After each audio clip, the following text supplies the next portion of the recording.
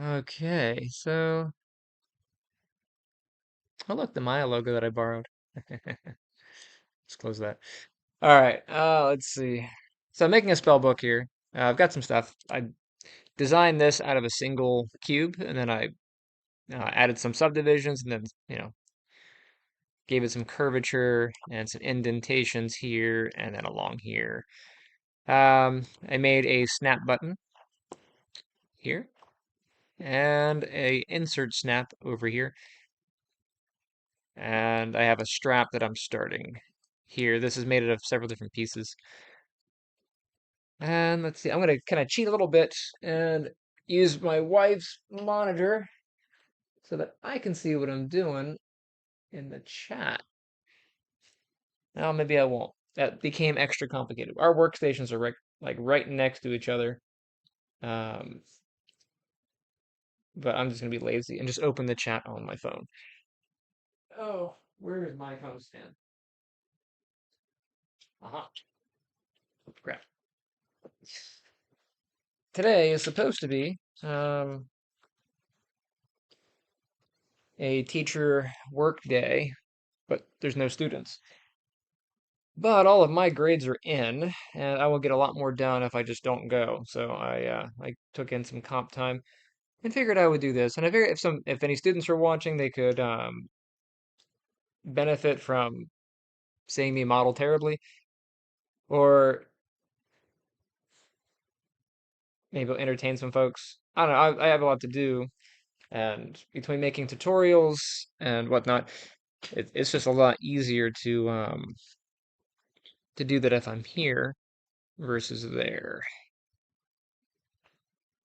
Let's get this. Seeing me model terribly, or yeah, there we go. You can kind of. I always have to turn the volume off. I need to print a better stand. This stand is actually not designed for this. It's just a convenience. Okay. All right. So what I'm gonna do, I'm gonna go ahead and save real quick. And not that I want to undo my work, but for the Boolean, for what I did here, um, in case anybody wants to know how to do Booleans, live Booleans have gotten so much better in Maya 2024. Of all the things they could have improved, they did improve something finally and made this useful. Booleans used to be terrible in Maya. And if you're not sure what a Boolean operation is, it just means that you can take two objects and you can either add them together to make a whole new object, or you can subtract them from each other to make a new object. So I made the button, I shaped this out by hand, and then on this one, instead of shaping out the innards of this by hand, I took this and I cut it out of this to get the interior. Now, of course, I don't really need to do that for like a game object. Um, you don't have to be that fancy. I can really do this with textures, but I'm trying to go for high definition here. So to do that, I actually have my copy of my cylinder. So here's the original, the blank. There's nothing in it. And I'll just make another duplicate and I'll hide it. And I'll even duplicate the button here. And I will take the duplicate and I'll just move those over. Okay, so Booleans in Maya, you select the thing that you want to keep, and then you select the thing you want to cut. And then under mesh, we have our Booleans. And we have a bunch of different options in here. Um, if you want to join them together, Maya will fuse them. I can just throw a couple cubes in here. So where's that cube? There we go. And then make another one. Okay. If I go to wireframe, you can see we have two cubes overlapping. And what a union will do, if I grab both of them, is it'll keep the two outer shells and it'll remove the stuff on the inside that nobody would ever see. Because most of the time you don't want to render anything that is not going to be on camera because it's a waste of resources. The system still has to render that stuff, but nobody's going to see it, so it's a waste of time, waste of energy, waste of everything. So um, we just don't want to show that. So we'll go up and we'll do mesh. and then booleans, and we'll do a union, and it'll fuse these two objects together. And you can see we have this. So all the stuff on the inside has been cut away, and then whatever's on the outer shells has been kept. And with the new live Boolean, this is one of the things that Blender is actually really good at compared to Maya, is Blender's Booleans are just way better. Um, but because of the new update, now they're kind of on par. So if I move this object, you can see here's the old version of it. And I can take a part of this in my live Boolean update here, and I can just move it, and it'll give me a very clean projection of what this will be once it's finished. And I can make adjustments to this. Now Blender already has an ability to do that, but Maya was severely lacking. Most of the time you do a Boolean in Maya and it would just break. Either the mesh would delete itself, or it would just not work, or Maya would crash. Now they're actually useful, so one of the few things to be excited about. And then if you like your finished object, you just grab your Boolean pieces and then you clear the history. So edit, delete by type, history. And now this is a single object that is with no interior mess. Yay.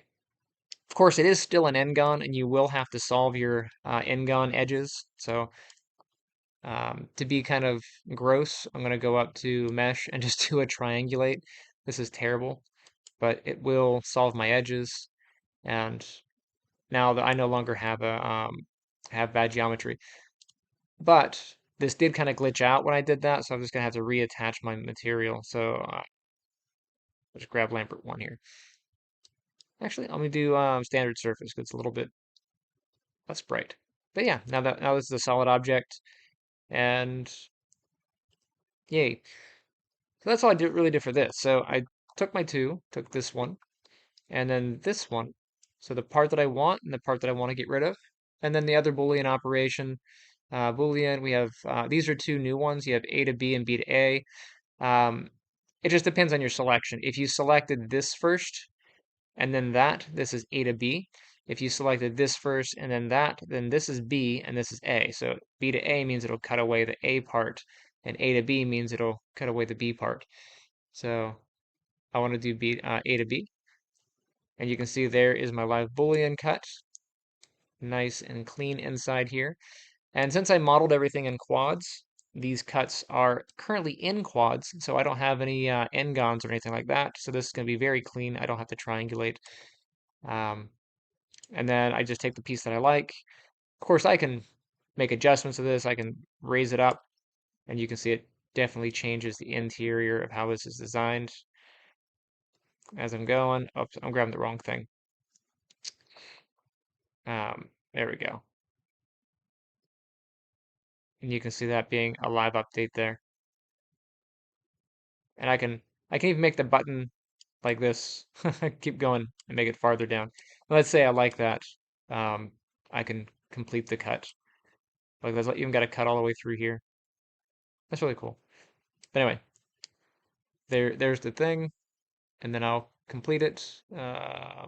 History. Oops. And there's my finished thing. And because I moved this, there's a little bit extra left over, but it's fine. I don't need that anyway. That's just kind of how I made that. Anyway, I'm working on this strap here. And these straps, I just made them out of a single cube, and I moved the cube around and then adjusted it. And then I set the corners up like so. So I just move the verts and snap them to get this corner. V-snap is really handy because that's vertex snap. So if I move this away, I can hold down the V key and I can just drag and it'll snap to the nearest vertex, which is how I got my corners. The reason I did it this way is it's easier to wrap the strap, the leather strap, around the book um, in this fashion than it is to try to make it and then bend it around. It's just so annoying to do it that way. So I made 3 cubes. I lined them up. I know I'm going to have to corner cut these edges. That's not that big of a deal. So all I have to do now is go into face selection, which is F11, grab the middle faces here. Oh, I have to get all these objects, by the way. I do need all of them. And yeah, it's fine. Go into face selection. I'm going to just grab this corner. I'll grab this corner. And then as I do that, what I'm doing, if I go into perspective and then go into wireframe, you can see I've grabbed the faces on the interior. Okay, so I just want these inner faces on this corner cut. The rest of these I don't need, so I'm going to hold Control and just drag select and get rid of that. And now I just have this left over. So it's a really convenient way of grabbing like interior faces. If you don't want to move models apart and kind of grab them, you can select through and just deselect the things that you don't want. So I need to weld these corners together, but I have to remove the faces that are currently in there because, like I said, if I go into object mode and I grab this and move it, there is a face here. And we don't want anything on the inside that we're never going to see. So we're going to cut away those faces. So I'll put that back. I'll go back into wireframe and my face selection there. And Maya is really good about remembering the last face that you selected, so they're still selected. And I will just press delete to cut away the faces that I don't need. And now if I go back into object mode and show you that, it is hollow. You can see the hollowness there. Yay. You can see I actually missed these ones, which is sad.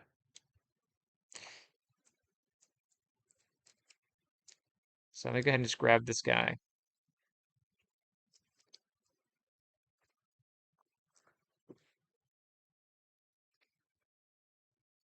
Let me see where this position is. So another little trick you can do. Let's say I want to get this interface and I don't want to have to deal with moving this out and trying to line it back up again. I know that in this position, I'm happy that this is where it's at. I can freeze its transform, and then I can move it and then set it back to 0. So I'll go up to modify, and then I'll do freeze transforms. This is now its new 0 position, so this is home. And if I move it and set it to 0, it'll go back. So that's another way you can do it without having to worry about messing things up. And since I missed these earlier, with my other technique, I'm just going to visually make sure that I have it selected. And you can see it's actually still selected. My issue was I did not reselect all of my other pieces. So I'm just going to go ahead and just grab that and that. You can see they're still selected. I'll just hit delete and those are clear. And I'll just double check, make sure those are all hollow. I'll put that back. Yay. I'll select my pieces for the strap, combine them using the combine tool, and then I'll weld the edges by going to edit mesh and then merge. And now those are a completed mesh.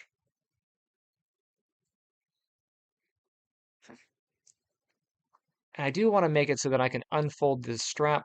So I'm going to go into a top view. And that looks good. What I want to do is add some edge loops. The more edge loops you have, the more flexible something is going to be. So I need to add an edge loop along the center so I can get these angles here. And then I need to do an edge loop long ways so that I can make it so it's easier to unfold. So I'll go up to Tools, get my Insert Edge Loop tool. And the reason I'm using this tool, so we have multi-cut. If I grab multi-cut here, I can, cut. And there is an option in multi-cut. If I go in here, multi-cut, grab my options. We have some options in here for, how we're going to subdivide this and kind of cut it up. But one of the things I like about insert edge loop, so multi-cut's good for being like on the fly, throwing cuts in. But insert edge loop is a little bit more precise. So if I grab insert edge loop here and get the options, this is the default. And insert edge loop just lets you just kind of click and it'll drop an edge loop in, which really kind of convenient. It's a single click. but it only works through quads. It won't work on triangles. So yeah, it has a con there. So I'll go down to multi-edges, and then I'll just specify however many I want. So I think I want 1, 2, 3 this way. So I'll say 3. And then I'll go ahead and just cut here.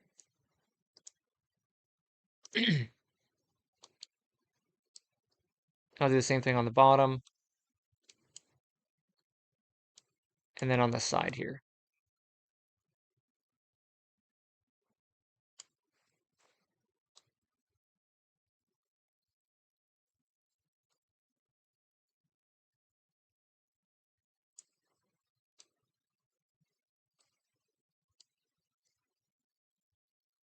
It's not too bad. It's a little bunched here, but this area needs to have some flex anyway. So I'm going to do that. And then anywhere where we're going to have a lot of bend, we want to have more cuts. So um, yeah, I really should put an edge loop there. But for that, I'm going to drop this down to maybe...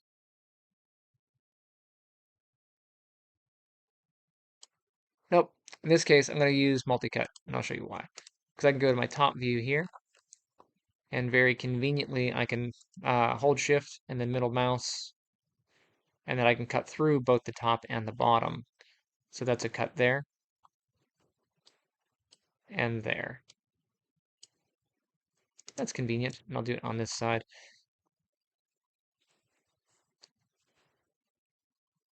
I'm gonna grab that one, and I'll do this one.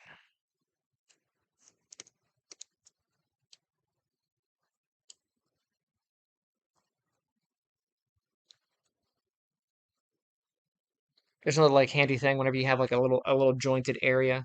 Um, Extra slices will help the curve. Okay, and then I do want a middle cut long ways, so I'll get mesh tools again, and I'll grab my insert edge loop. And to get a good center cut, go to multi. This is like a weird workaround, but you go to multi edge, set it to 1, and it'll be a guaranteed center cut. I get that.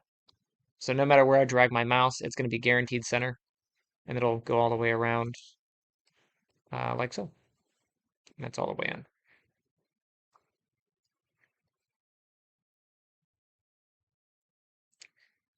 But I want a little bit more curvature on this. I'm actually going to do, I'll make this 3 cuts, and I'll cut here.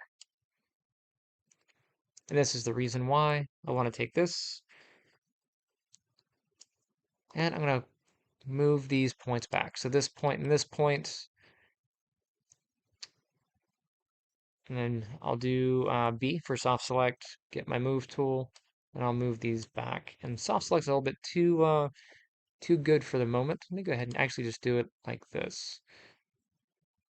I'll grab the front, and I'll pull forward till it's curved. That's good. I have to move that back though.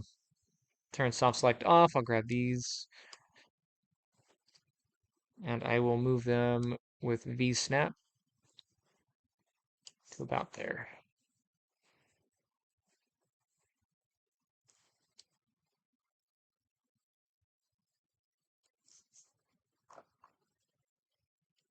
These ones move back. I'm going to straighten these out. So just scale them into place. Do the same thing here.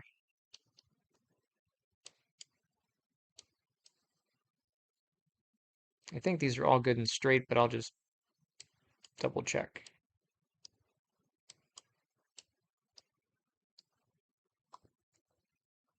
All right, so that's the top. Now, when I did that, I actually did the bottom as well. So if I go into perspective down here on the bottom, hey, but I actually don't want the bottom to be like this. So I'm going to just go into face selection. I'll grab these faces along here. If you hold tab as you click and drag, you can select the faces. So if I hover over, hold tab and click and drag, I can now select faces. I can also deselect the same way. So I just want those. Make sure I don't have anything on the inside there. Yeah. And then I'll scale them flat.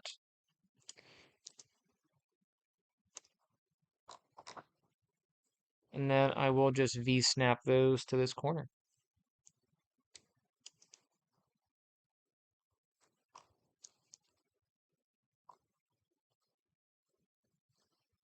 And since I'm a little OCD, I do want this particular vertex right there to be there.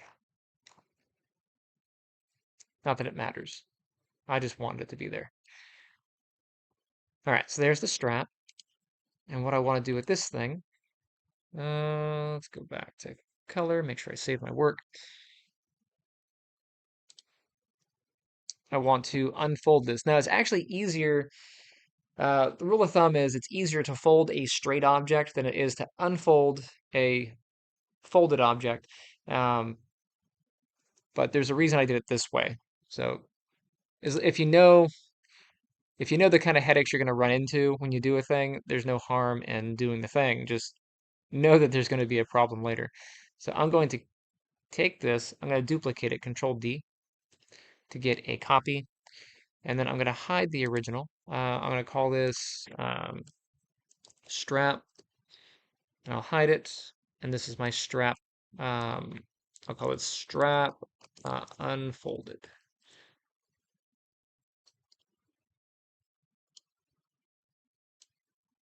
Okay, and what I'm going to do is unfold this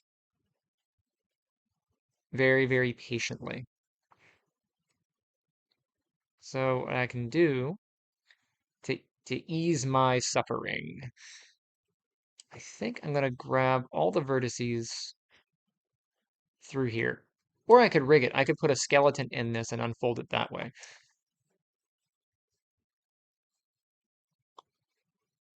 Let's see.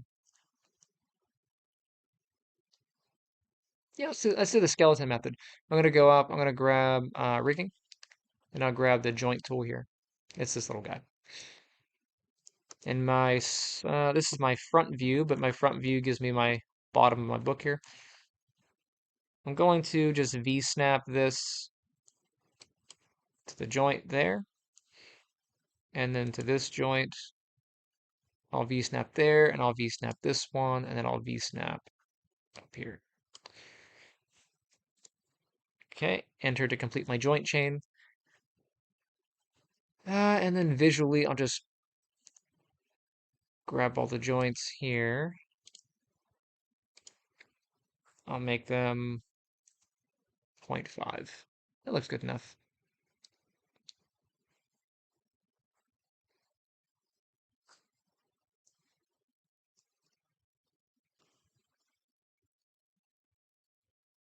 And then I want that to be center, so I'll just drag it to the middle of the grid, hold X, center grid.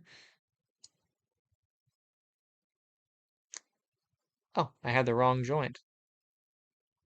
Maybe I didn't. No, I had the right joint. It looks like when I V-snapped, it snapped to center, which makes perfect sense, actually.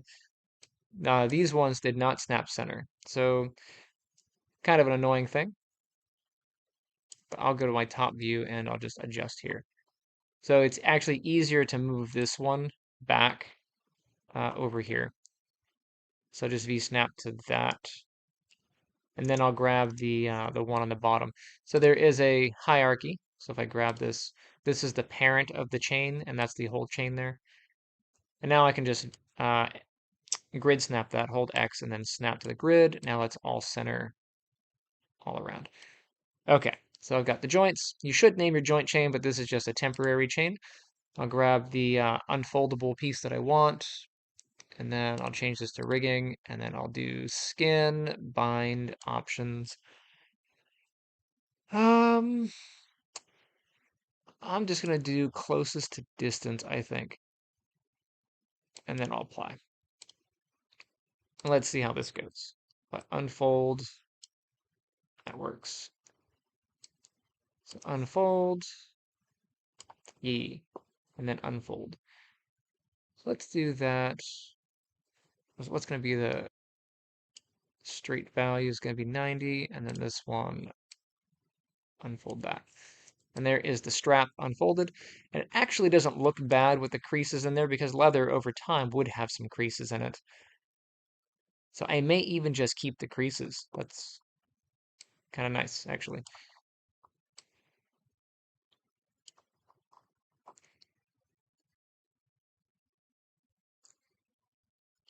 Now, of course, you could keep the joints. I'm not going to. I'm going to just bake the history on this. So I'll grab the unfolded model, and I will grab the joint chain, and then I'll go to skin, unbind, yeah, unbind skin, open that up, and I'm gonna make sure I'm on bake history, and then I can apply it, and I can totally remove my joint chain now, and this is the unfolded version of this strap. And if this bothers you, you can straighten all this stuff out. So I'll show you how to straighten it out. You just grab the faces or the vertices that are bugging you. Um, I'll just do it from this angle. You see how these are kind of like jumbled. So vertex, these look like they're mostly straight.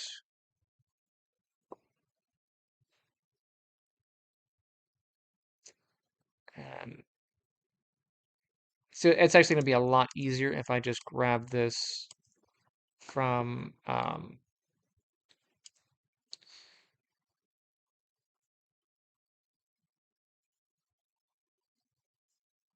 yeah, I'll just do paint select. So paint select, you have over here. B and left click and drag lets you adjust your brush. And then whatever thing you want to select. Currently I have it set to vertices. I'll set it to faces and I'll just paint select this.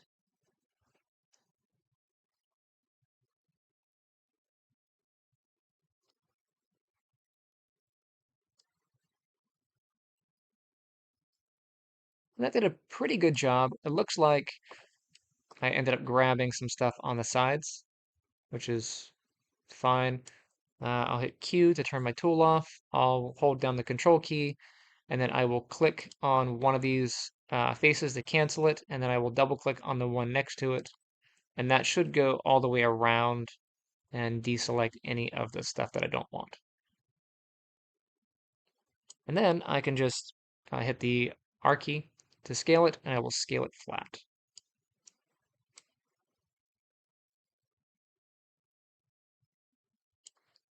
And that's how you can scale this thing like that. And I can do the same thing for the top. So I can grab that, H to hide the book there. And then I can grab these top verts or faces on here. I'll do a different selection method. I'll just select this one, and then I will go all the way over to the end, hold shift, double click, and get this line. I'll grab this one, hold shift, double click, grab that one, and I'll just do back and forth. Different selection methods. Pick your poison. I'll scale that flat.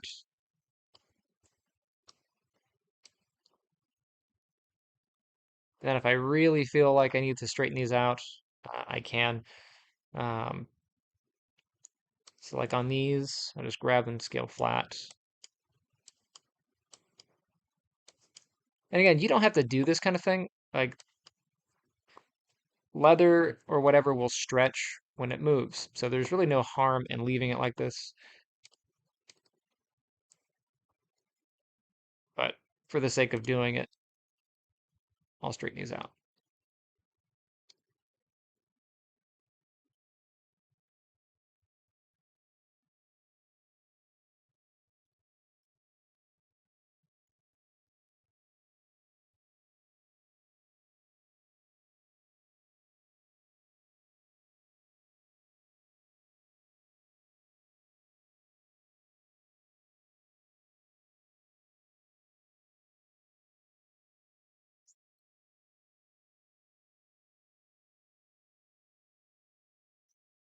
Another reason why it's handy to model. Oh, that might be a bat. I am scaling these in world. Okay, I am. Okay, and then this, and then that one I'm not going to straighten out. Top view. Yeah, you see the strap actually bent over at some point. So here's a little trick that I'm going to do for here. So these look like they're probably straight. I'll grab them and then just make sure they are.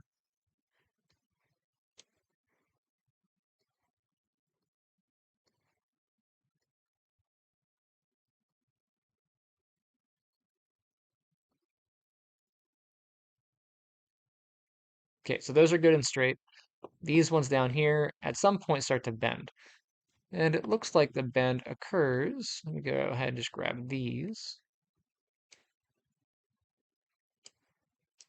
And then I can just V-snap those to place.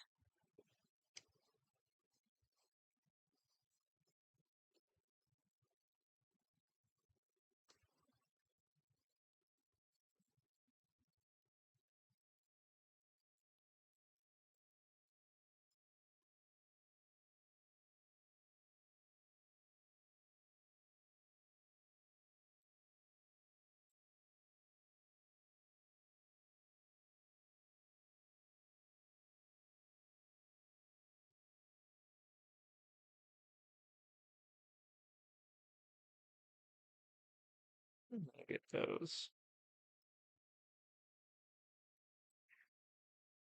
And then for these, um, a few different options, but you can just grab the side that you want. So I'll grab these, and actually I can use my lasso tool here. Um, so this guy. So lasso, I can just do a lasso select and kind of grab what I want, but I want to lasso through to the end of this thing, like so, to get these.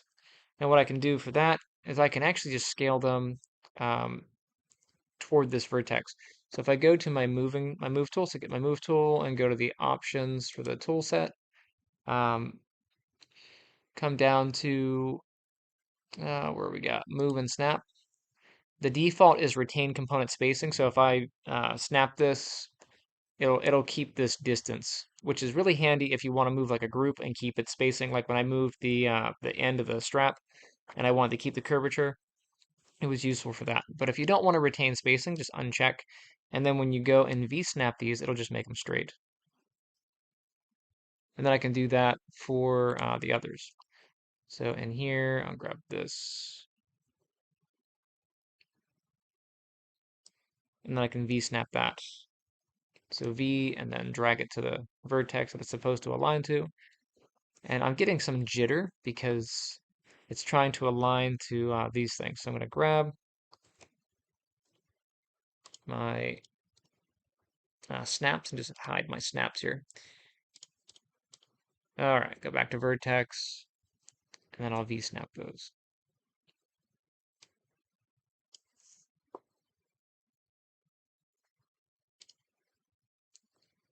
Now, most likely this curvature happened because my joints were not um, straight when I moved them.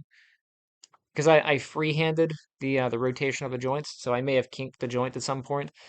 So I really could just go back and just not do that instead of having to waste time and do this. But it's whatever. I'm having some fun here.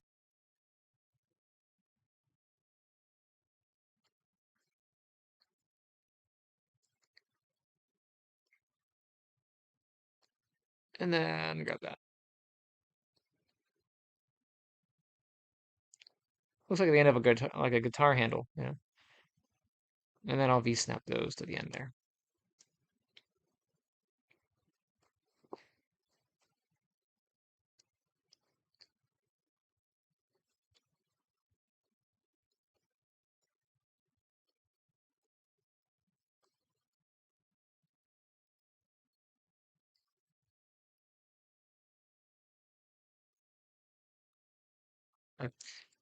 Now it's all straightened out.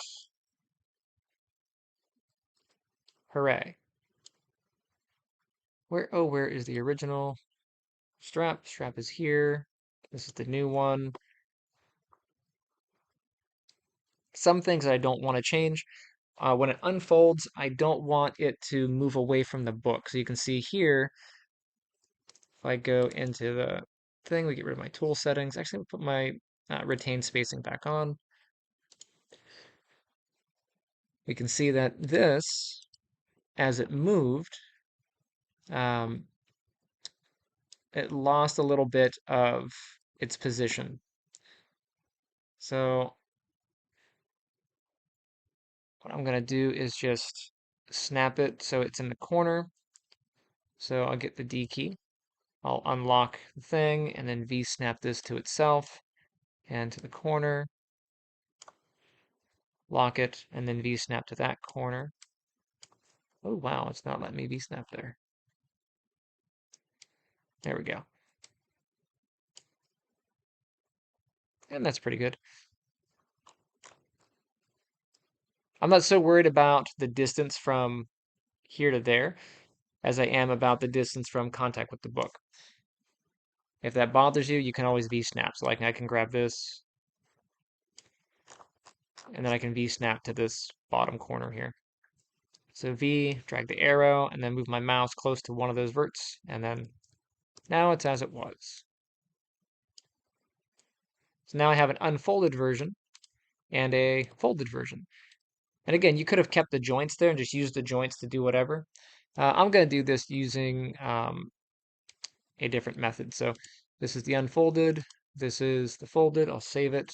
Make sure I get rid of any history on there. It looks fine there.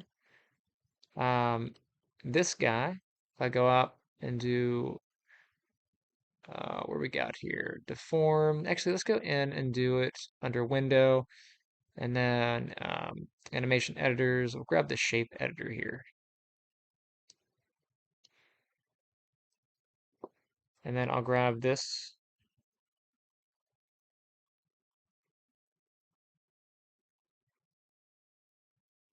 Nope, I'm out of order. I'll grab my original, hit create a new shape, and then I'll grab the new one, and then I'll right click on that shape and just add selection as target. And now I should be able to just unfold.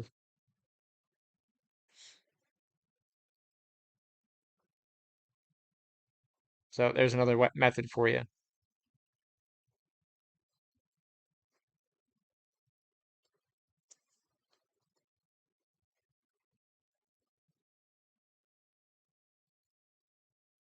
Yeah. Now I'll need to do helper shapes in between. So keeping the joint chain is actually a lot nicer.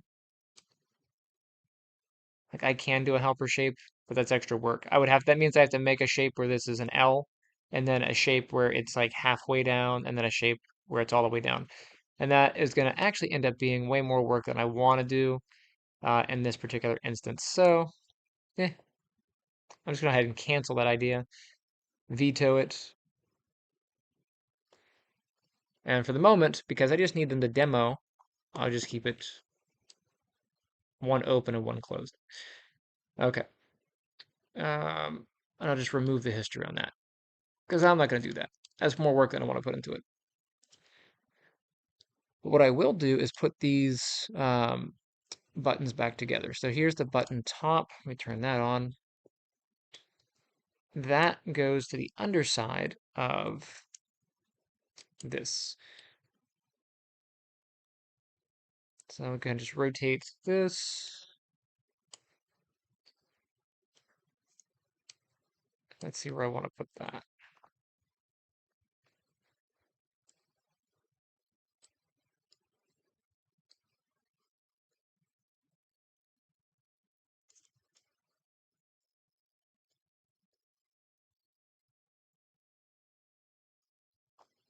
Yeah, that's about where it'll go. And then the other one on the underside, I'll go ahead and turn that on. Actually, before I do that, I am going to scale these because, well, they are a bit big. Let's grab that, move this here.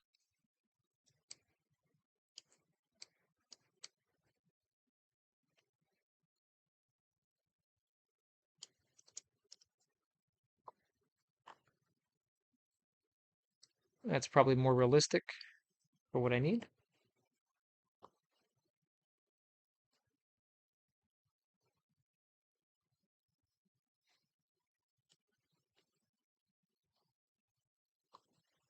Let's move you up to here, and I'll rotate like that.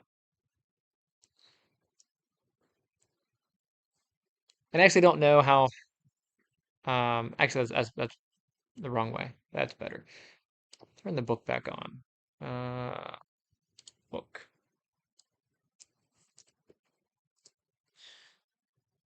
So this is going to go here.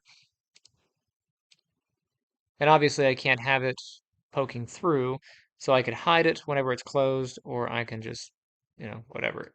These don't actually have to work. I just want them there as a visual. Okay. So for now, I'll just hide that button. And the strap when it's closed, strap when it's open. And then I'll make this be a child of that. So now those are together, and then this isn't going to have the underside piece. The button will be a child of the book. I can turn that on or off. Okay. Some other things I need to do. I'm going to do some work on this in ZBrush, but I want to get the UVs done for this.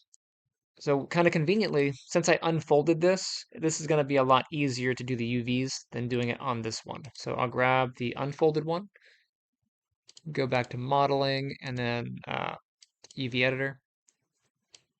And I'll just do an automatic. That worked out pretty well. For the button, grab that guy. Is that all the verts? All the faces? Okay. I will automatic that thing as well. Now, this is never the best choice for unfolding your geometry. Automatic does a lot of shredding to your model, but this button's going to be one solid color, and so I'm not worried about that. And it has its own UVs, so even though these look like they're overlapping, this will have its own texture, and this is its own thing. See that? The only part that's going to be an issue, go ahead and just hide this one, is on this strap, these edges are not connected to anything. So what I should do is connect them. So edges, and I'll grab here and get this edge down here.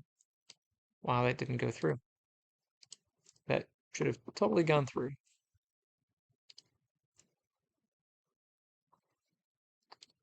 All right. It doesn't want to go through, which is annoying because now I have to manually select these edges.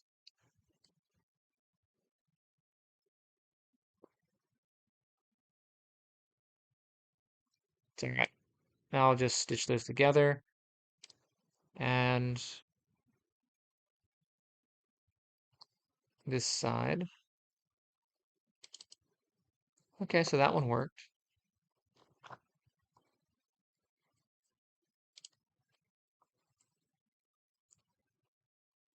All right, and then it doesn't really matter which side you want. I'll do this side. Stitch that.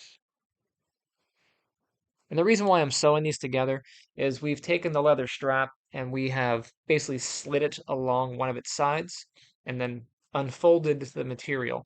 So when I go to paint on this, I want to make sure it's a continuous color from here across. And if there's any gaps, we'll have texture seams, which we don't want. Okay, and then one of these is for the front of this, and one of these is for the back of it. So I'm going to go over here, and let me see if I can just wrap this without distorting the end of that. The answer was no, I could not. So lesser of two evils. I could leave them on their side, or I could attach to this and keep it, you know, straight. On the back side, that one's pretty easy. So I can come back to here and just grab the back of these four and then stitch it. That's pretty easy. This corner's not that big of a deal because we're not going to see the corner as much. Um, but over here on one of these, I do need to get this on here. So I think the easiest way is going to be to corner cut, or go ahead and just cut these guys. So cut those, and then I'll sew them here. Yeah. And then we'll end up getting a slice here. So if you were to look at the very, very end of the strap, you might see these little separated um, seams. Like when they kind of overlap, there'll be a little bit of a seam there. But it shouldn't be noticeable enough to break the bank. So get this, and I'll just lay it out. Grab all, layout. And I can just transfer the UVs from this one to the other one. So this guy, let's get rid of the history on it. Delete by type, we'll do all history. You have to clear history before you transfer. So this one to that one. And then under modeling, we'll go to mesh, transfer attributes, and I'll do this as component and hit apply. Yay. And I'll just clear the history on that again. Oops, I think I missed. There we go. And then the book needs to have some stuff done. So I'll save it. Actually, let me get the button first. I didn't do the smaller button piece. Because I'm a horrible human being, I'm just going to automatic it and be lazy. And then I'll hide the button. So that's fine. Realistically, I should go through the pain of making sure that that cylinder is okay, but there's going to be overlapping sections that I don't want to deal with it. So I'm going to just move on and I'll automatic the book. And the book will also have some overlapping sections. So I'll have the outer cover as one thing and then the pages as another. So here are the covers. Just move those. Um, and then for the cover, I want these to have the edges here. Actually, let me just grab one of these. So these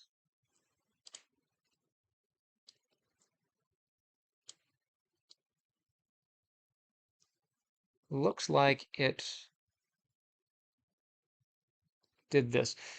This is actually not bad. Um,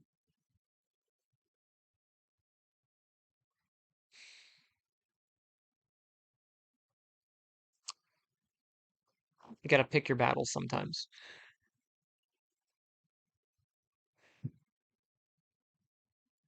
I'm gonna grab the faces of this and this one. And really, as you're doing UVs, it's all about making the decisions on how this is going to be textured. I know whatever I do for the face of this, it needs to roll over to the side. So I'm going to cut these with that in mind. So I'm going to go grab them all. I'll just do cut. And then this will be stitched together. And then this gets stitched together.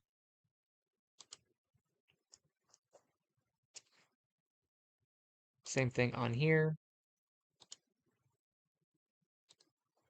And then these.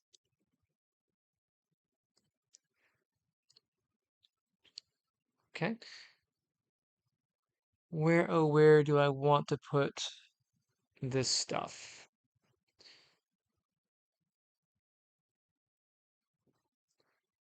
How about these? Where are these at?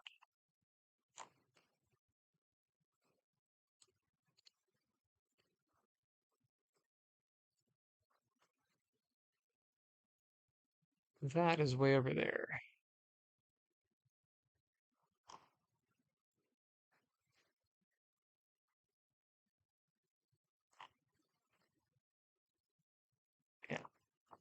I'm not grabbing the inside here because there's a bit of a gap in there. Just stitch it. I'll leave this gap as it is. Um, again, yeah, there might be a texture seam there, but it'll be minuscule. It won't be that big of a deal for that side. Let's see. What's the back side of this? Is that part of the book, so I'll stitch that.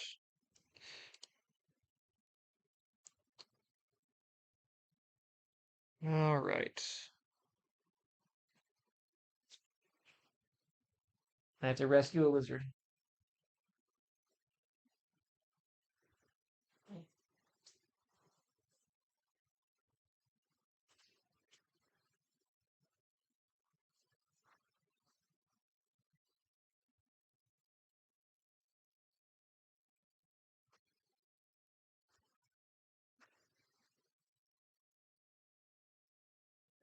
My cat is cute and murdery.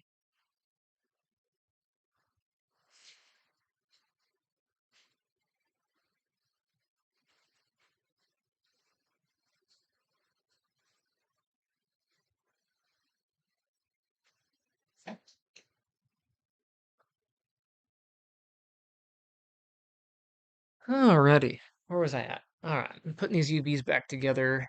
Um,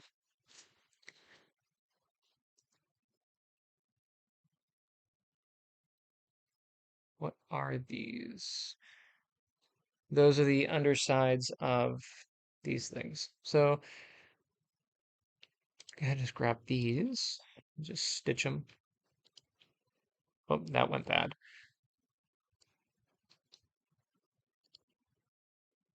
Grab the faces of those. I'll cut them before I stitch them and see how that goes. And then stitch better. And then these, are those straight? They are pretty straight, so I'll just grab that. And then stitch.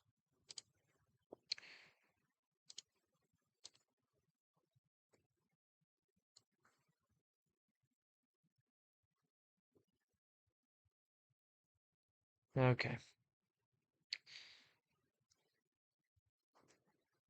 If that's the back of the book, what are you? Oh, these are the pages. So for pages, I'm going to make sure the pages are joined together along these. And this.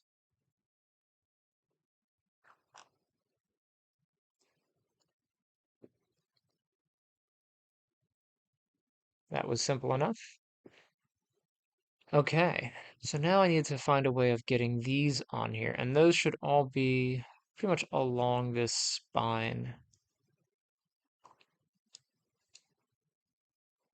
Yeah.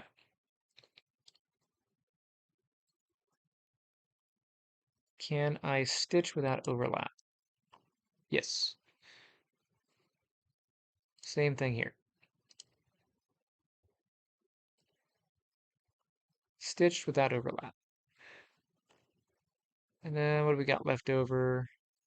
These little corners.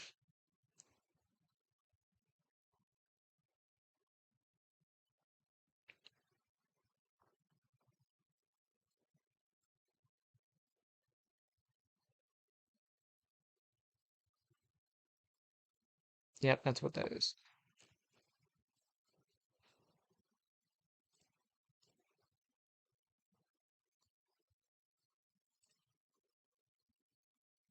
Okay, that's overlapping. Says that.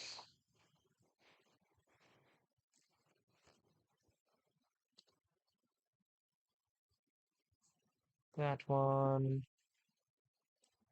And any other free-floating weird pieces? Yes. That should be the corner cut.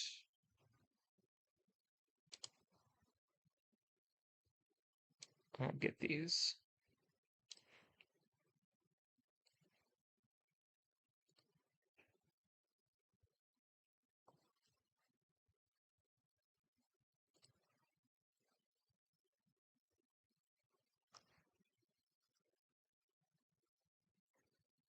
I don't know where some of these go. part of the mystery.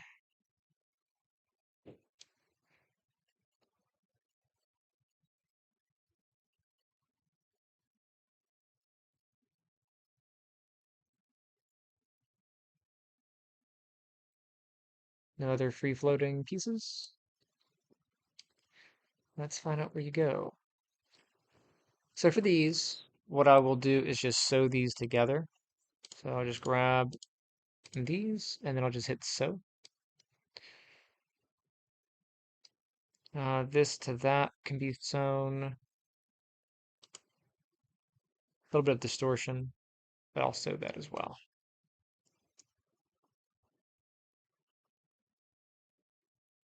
That can be sewn. So can that. Very good.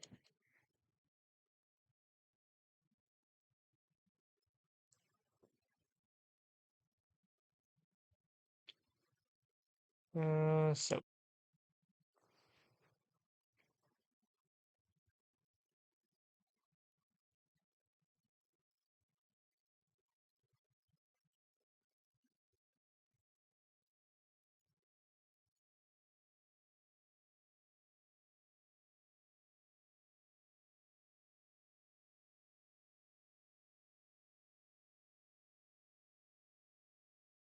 as you do your UVs, you want to have as little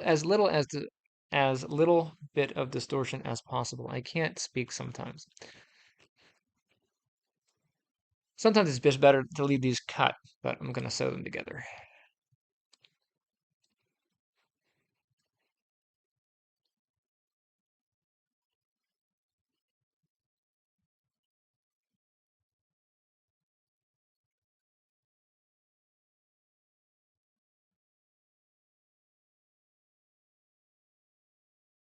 What you don't want is overlap. You can't have UVs overlapping in most cases. Sometimes you can if you do separate light maps, but I'm not gonna do a separate light map here unless I have to.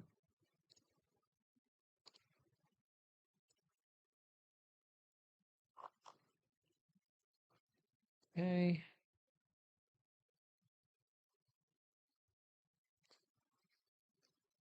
Now, unfortunately, UVs are not always as nice to work with as standard edges. So like if I go through and just get this edge here, I can try scaling it to flat, but it doesn't always work out.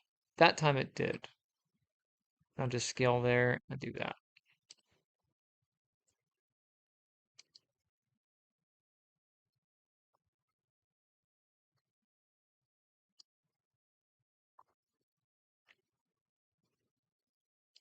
This one all the way through here. See if I can scale flat.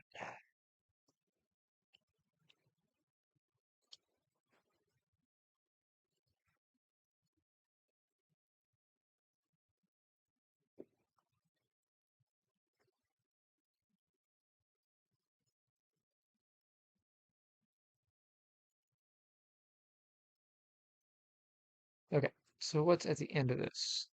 These. Interesting.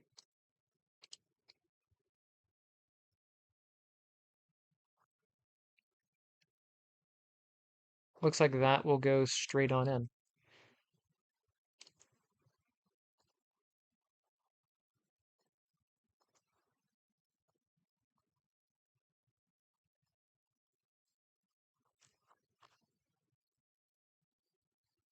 And these ones I can probably just straighten out.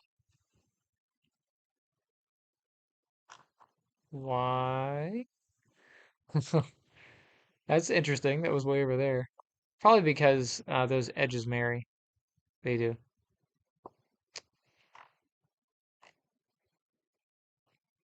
Same thing in here. I'll grab this to there. Stitch it. And then I will sew across.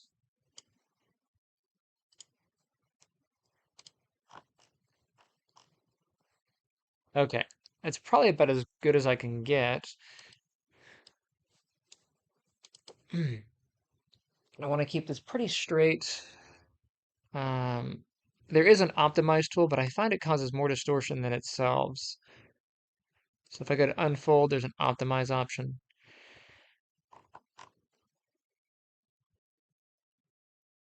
I hope that doesn't cause problems. Hopefully Maya has improved that since then.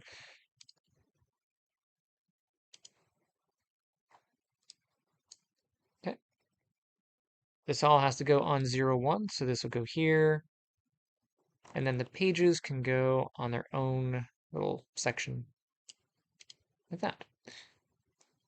Then I can take that to Photoshop or whatever.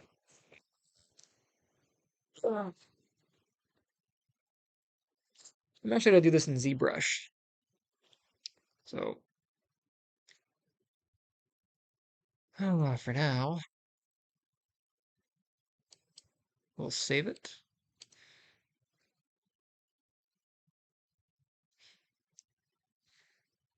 And I really don't know how I want to handle that. The buttons aren't going to change at all, so I won't send the buttons over.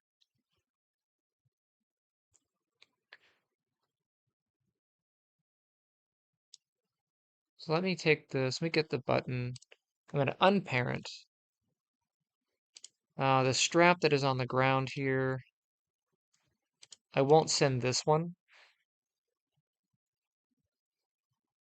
Uh-oh, did I totally, oh no, it was just parented in there.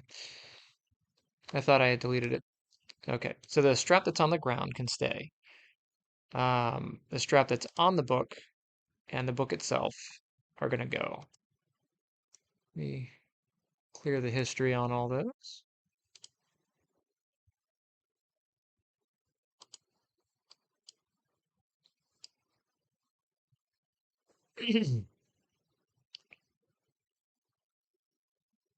Think anything else I want to do with this? No. Oh man.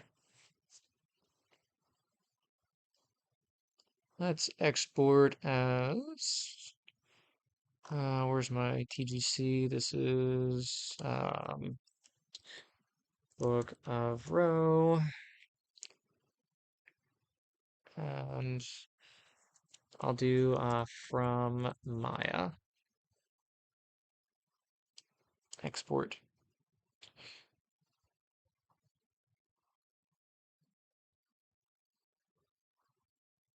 Close Maya for now, and I will open up ZBrush.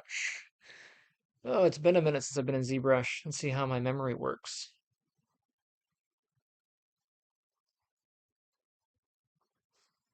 You know, I love ZBrush up until they sold over to Maxis or Maxim or whatever the company they sold out to. Darn you, Pixelogic. Now it's a subscription base. It used to be you bought it once and it was yours, and the upgrades were free and it was amazing. Unfortunately, that business model didn't last. All right, in ZBrush. I hate this preview window. I've always hated this preview window, and I always remove it. Preferences. Where the heck is this thing? Thumbnail. Where's thumbnail at? Transpose. Where is thumbnail? Performance. Transpose. Thumbnail. Ugh, come on, you. Go away. Nobody likes you, thumbnail. The thumbnail gives you a preview of the thing that you're working on. Like, come on. I don't need that. It's supposed to help you understand the angle, because ZBrush is not always nice for angles, but it's whatever. Loading a tool. Where is this at? This is in Documents, Maya, Projects, Defaults, Scenes, and then this is under my TGC folder. Bum, bum. Oh, I'm not loading a tool, I'm importing. It would help if I do the correct thing. But now I have to go through that path again. Oh, all right. Projects, default. Where you at? Scenes. Thank you. And where is Book of Row? Maybe I just passed it. There it is.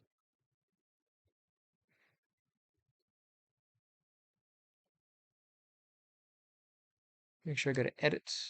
And here is the book. Ah, why is that a thing? Hey, look at the book. Fancy. All right, subtools. Let's go ahead and just separate these. Split. We'll do split the parts. Yeah, I know. Now I have the two. So here's the strap. Here's the original. And I have some detailing I want to do on this thing. So geometry. Let's crank this up a little bit. We'll go.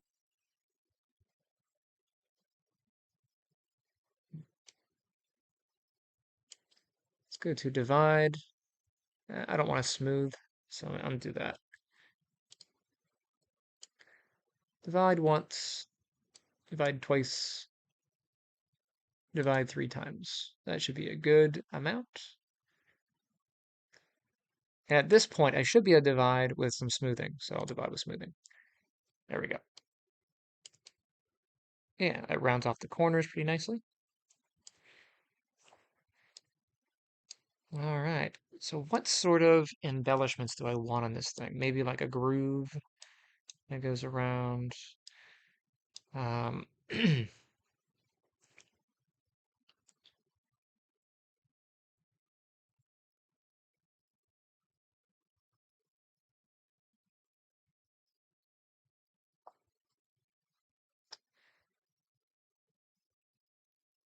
maybe like a little gold symbol or something on here.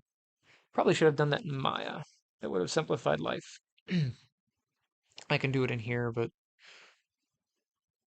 actually I could probably just stamp it on. Create the embellishment and stamp it. All right, where's my um, that's my standard. Stroke.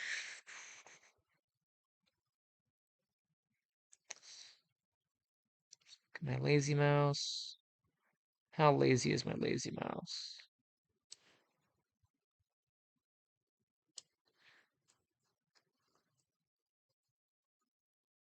Whoops.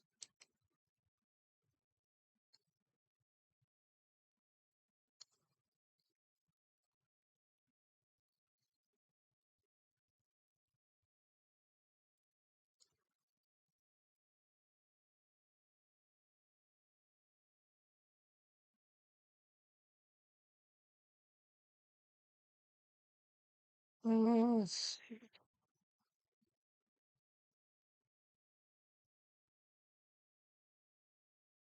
I have to play around with my settings.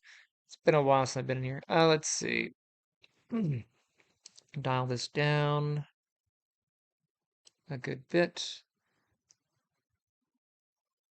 And whatever I do on the top, I want to do on the bottom, so is that happening?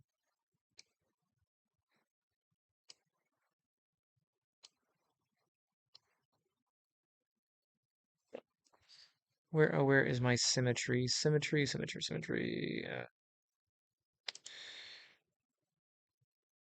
Where is it?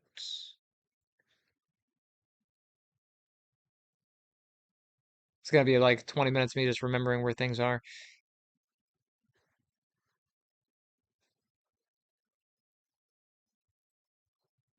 Uh, Modifiers.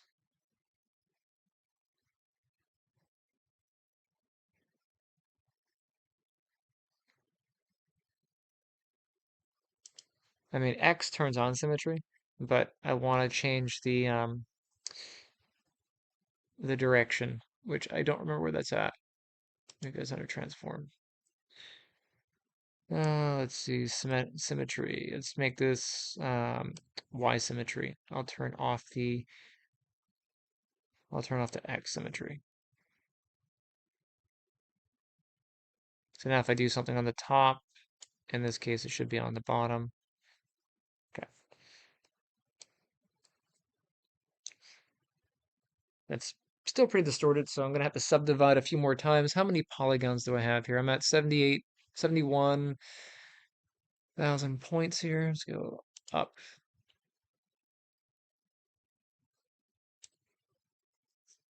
Here.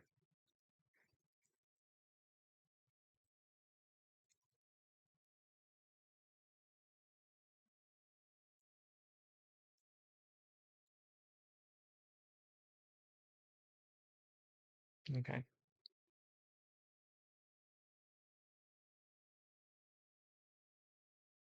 So what Lazy Mouse is supposed to help you with is, say as I stroke, my hand might deviate up a little bit. Lazy Mouse is supposed to help you um, keep things straight. Oops, not that.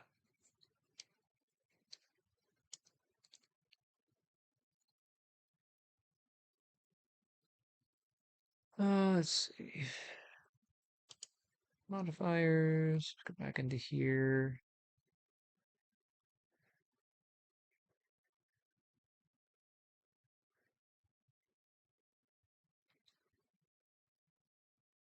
Thought I heard a beep.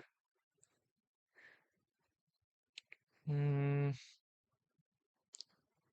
I don't remember the settings that I usually have on here.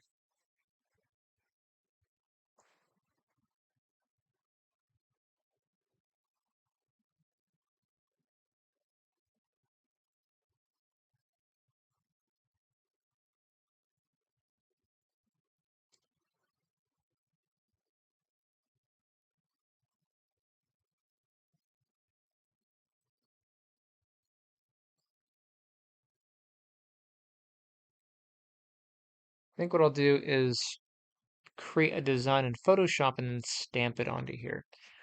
Because I have some things that I want to do for some embellishments. Let's do this. Where's Photoshop?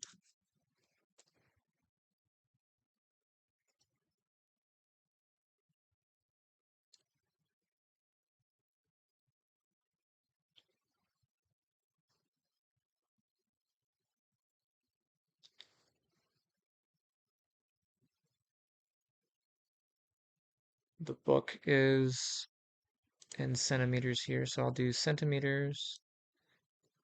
And I did the book as 12 centimeters wide by 17 centimeters tall.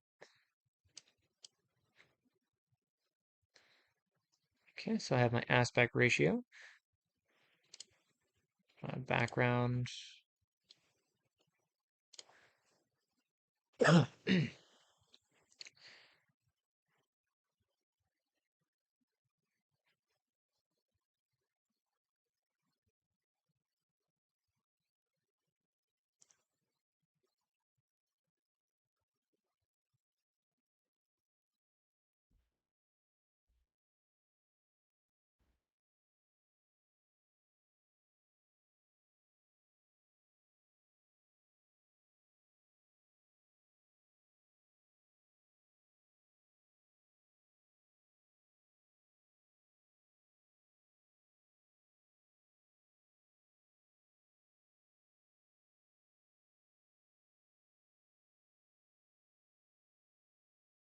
Do this as white.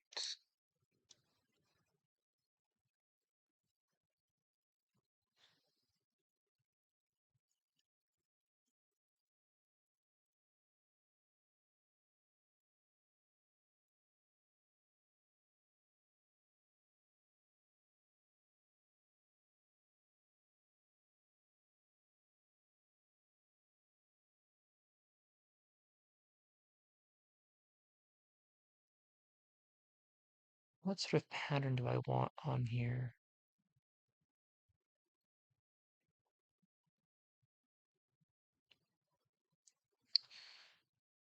My pen tool. Make a new pattern. Where's center?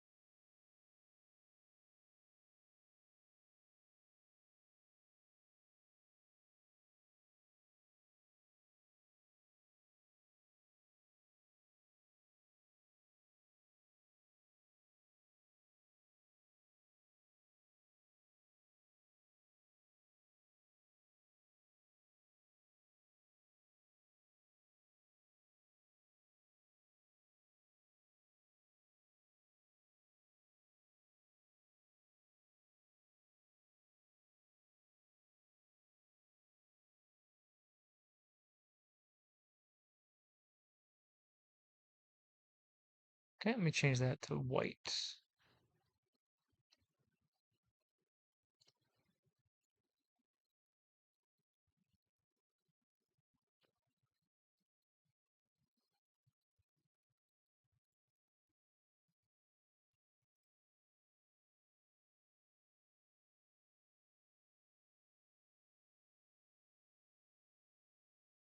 Move those back.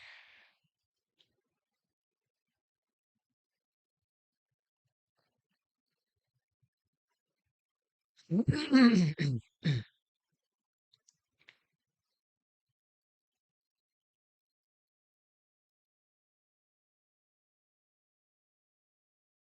do want to adjust that pattern just a bit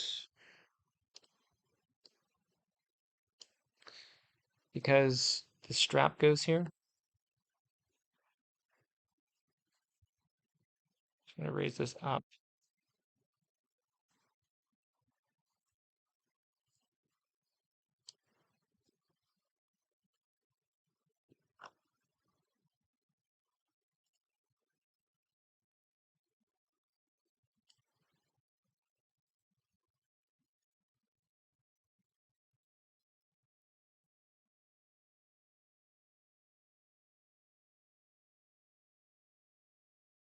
And then I'll do the same thing on the bottom.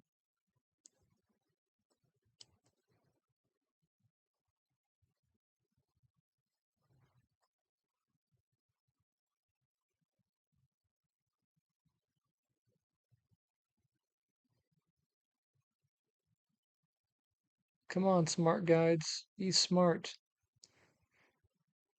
I kind of like it on the edge there.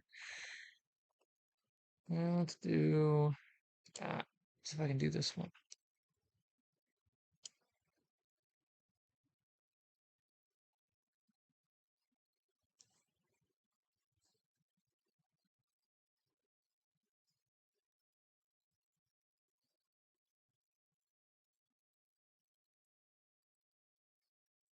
Alright, so I'll go ahead and just put this on. I'll do this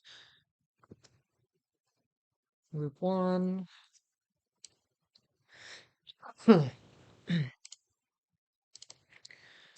Loop two. I want something in the center here. Um,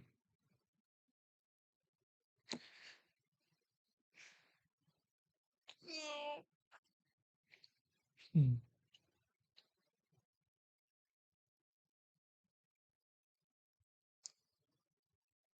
what do I want there?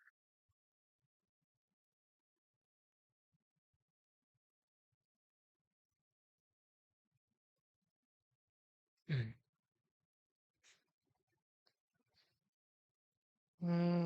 Kind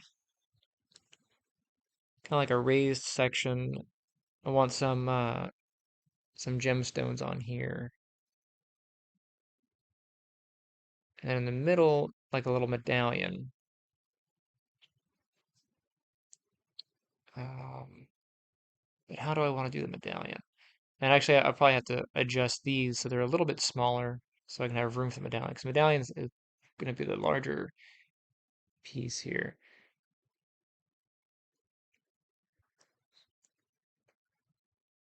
How am I going to do that?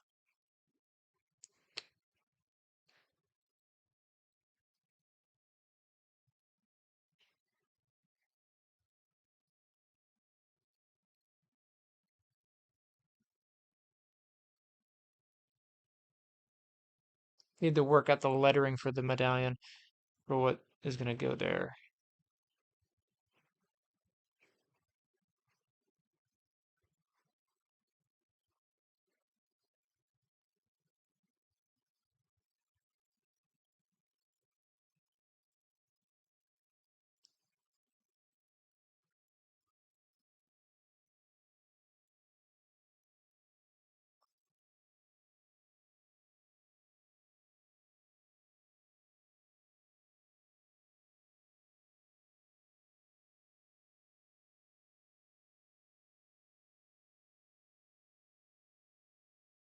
I don't know.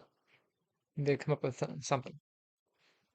Let's save our current project documents. Make sure I'm in the InDesign folder. I'll just drop it in here. This is book uh, row and it's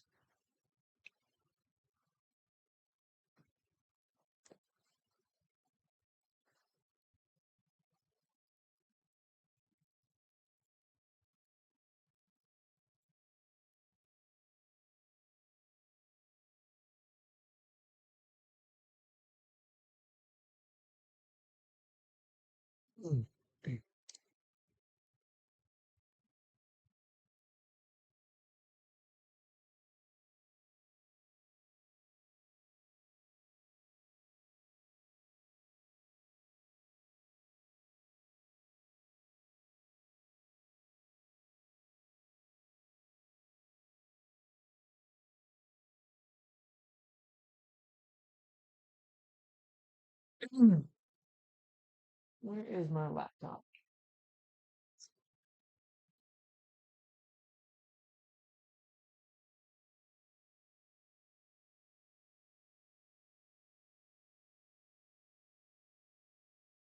This over here. Make some adjustments.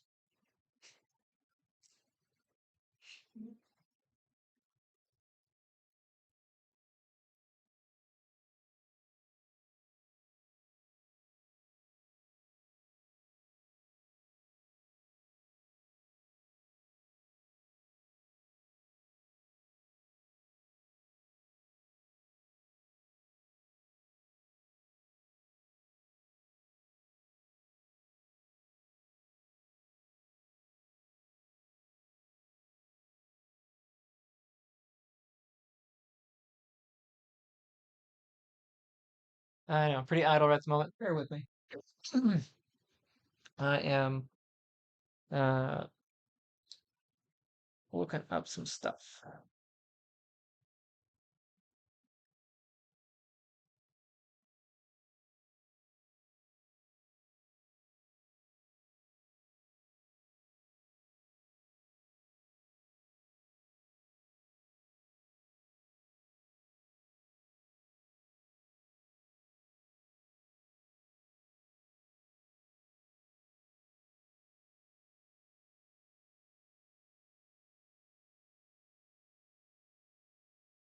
Ooh, the chat's sometimes the chat window doesn't pop up. I don't know why. Where's the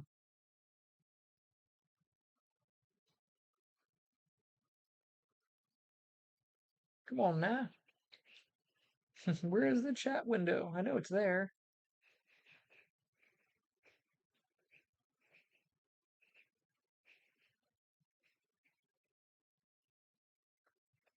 That's so lame.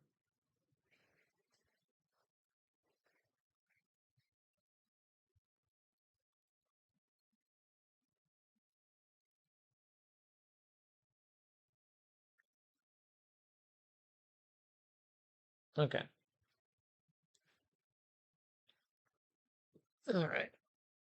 Chat is back up. Where did I put that stuff?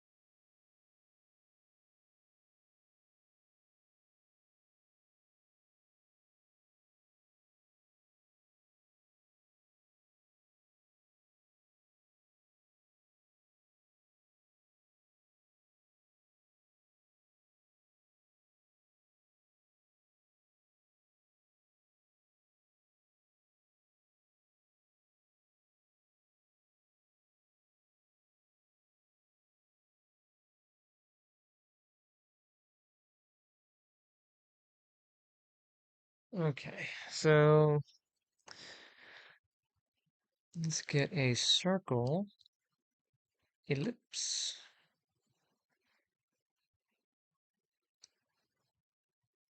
I do want this to be a decent size.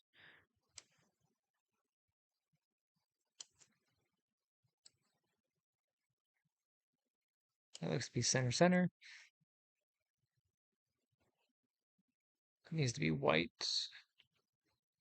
The reason I'm doing white is when you are doing like a stamp or whatever inside of ZBrush or Mudbox or whatever, black and white are what you want to deal with. So black is anything that's going to stay on the bottom, and white is going to be what's pushed uh, up, or vice versa. So if I made like the outer border white and I did this dark, it would sink in.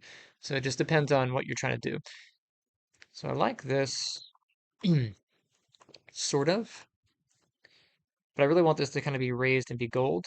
So what gets tricky is I still want the text that is going to be on here to be white. So I'm going to have to make a couple different stamps that sort of go together.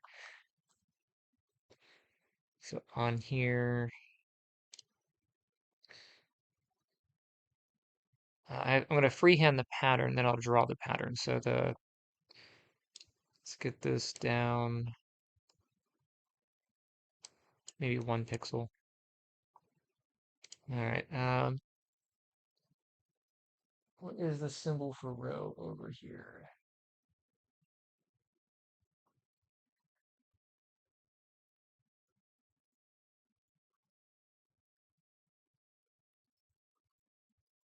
So I wrote the story and I have my own language over here, which is handy.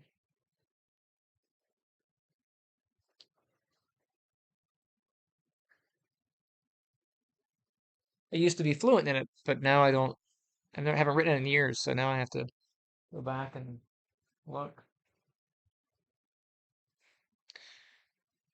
So this is sort of like here.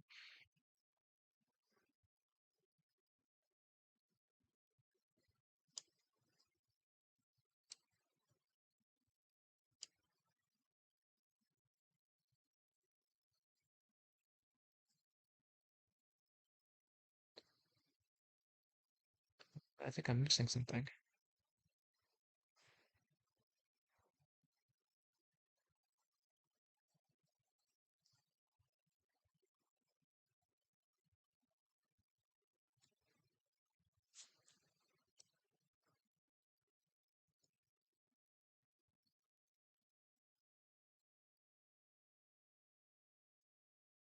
Okay, so that will probably be all right. I need to make that nicer.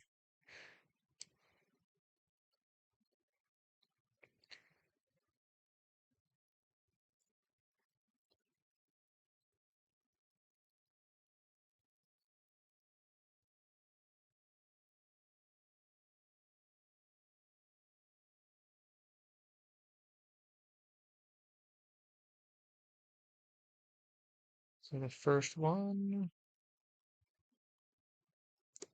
and then the second stroke, and the last stroke.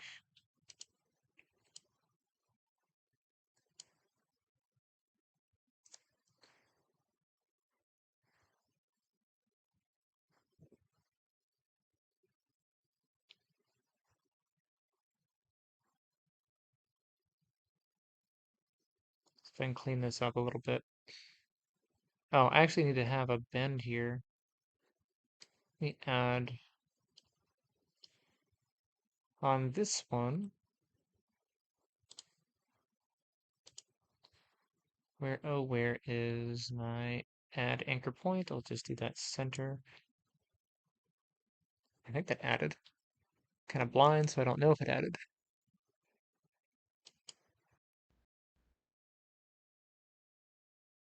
It did not. Where are you at? There we go. This one's pretty simple. It has a bend here.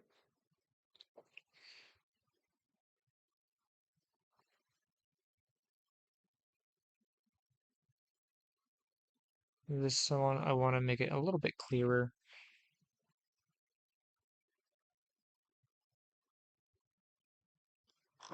I'll grab this one.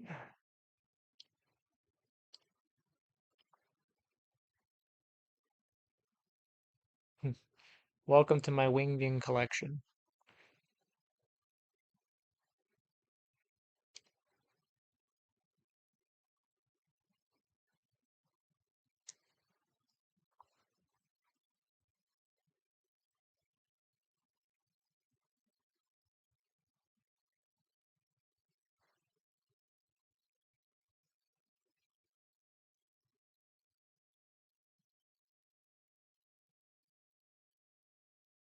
I round the ends on this line.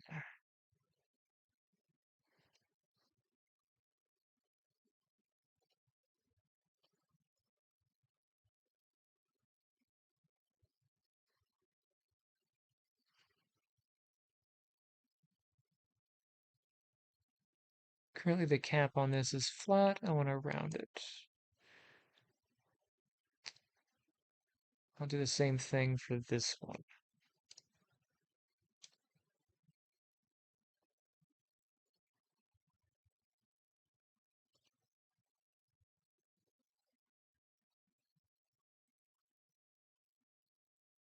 And then the last one.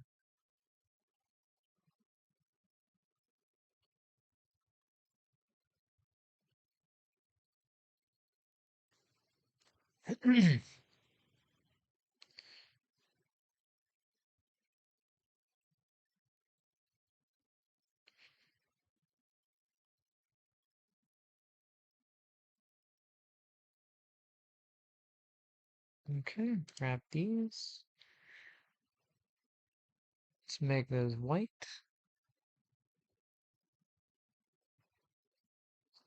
in the middle.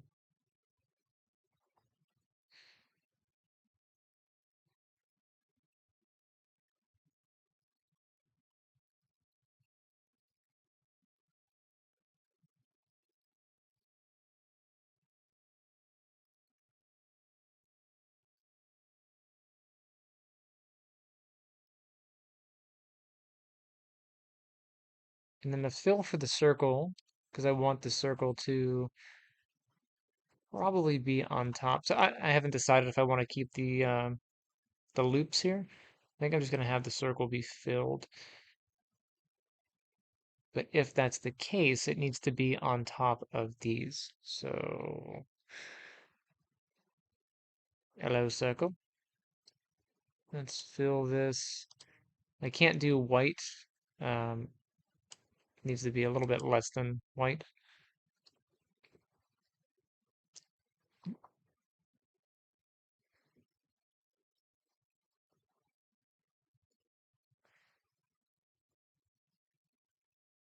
And then it needs to be over that. So here is my symbol.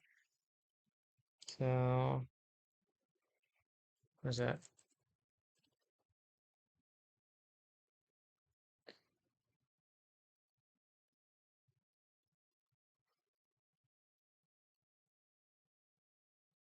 I still need to put the other text kind of around this.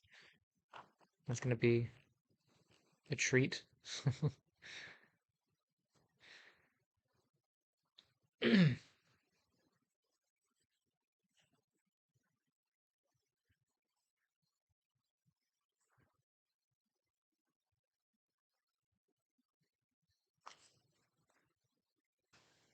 Uh, Stream's still going, right? Haven't had any interruptions? I don't think so. Okay, save what I currently have. Let's see.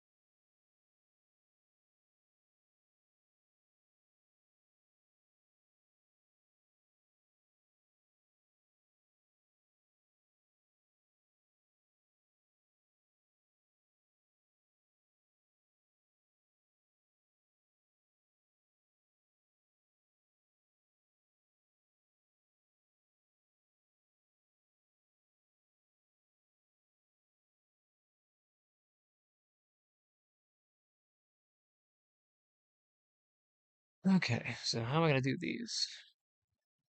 Let's turn off. Hmm. That's fine. I'll just do it on here. Just grab a thing. I don't know where how I want to start these, but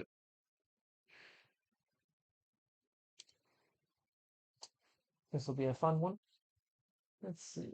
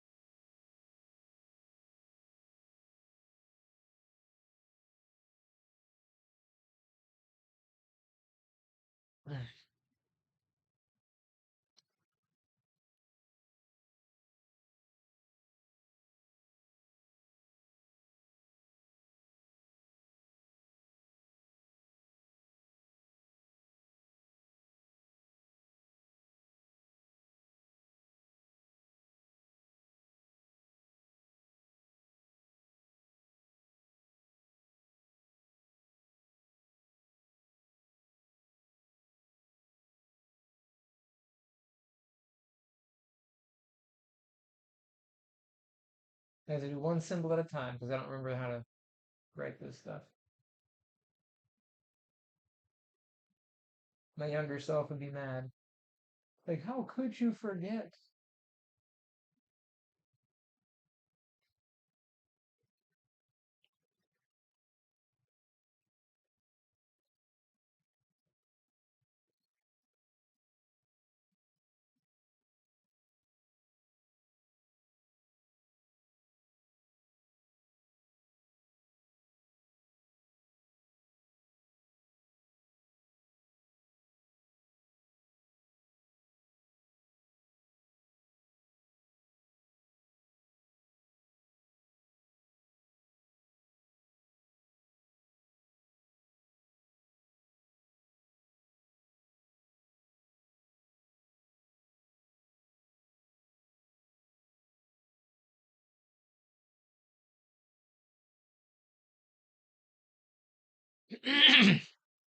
What I should do is just write each symbol out linearly and then move them to where I need to so they're consistent in size, which is what I'm gonna do.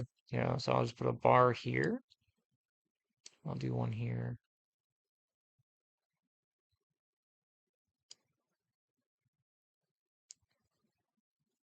Let's move this, not you.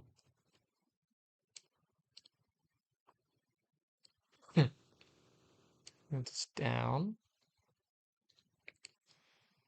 Uh,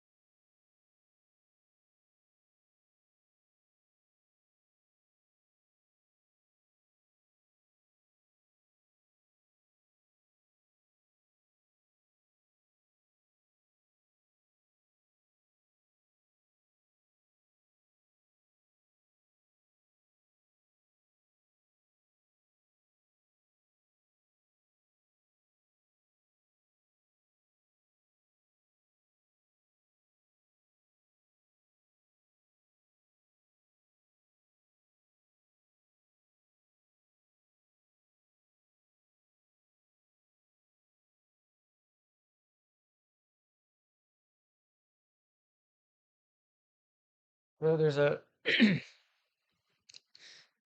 Oh, I got two viewers, but nobody really in chat. Welcome, whoever.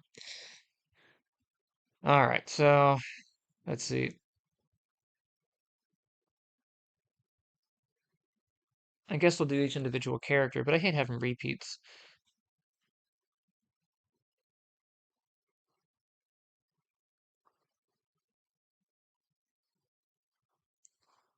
We have that one, and we need the next symbol on here, which is let's see. Oh, that's terrible.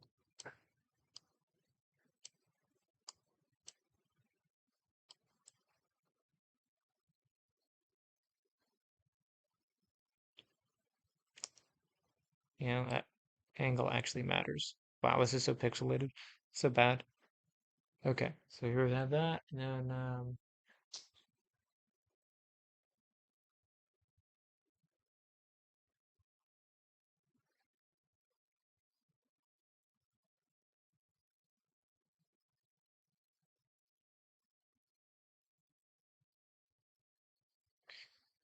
next symbol on the list is uh,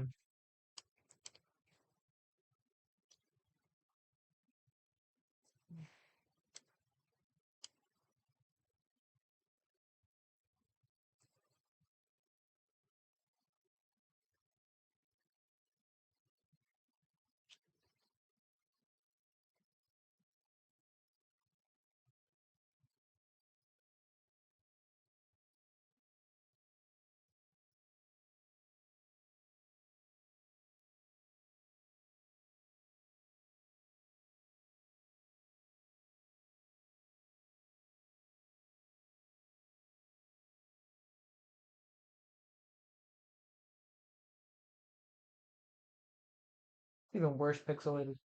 Okay.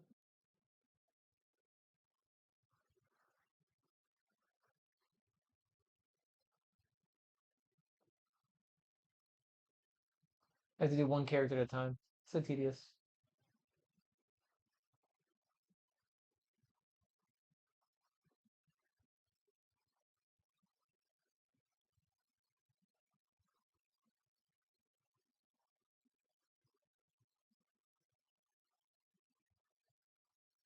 So I can move these over.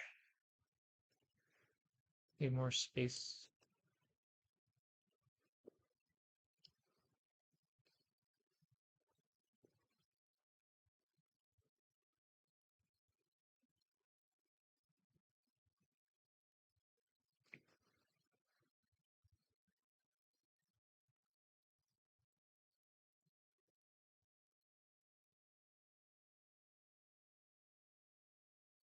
Oh, I'm missing a symbol.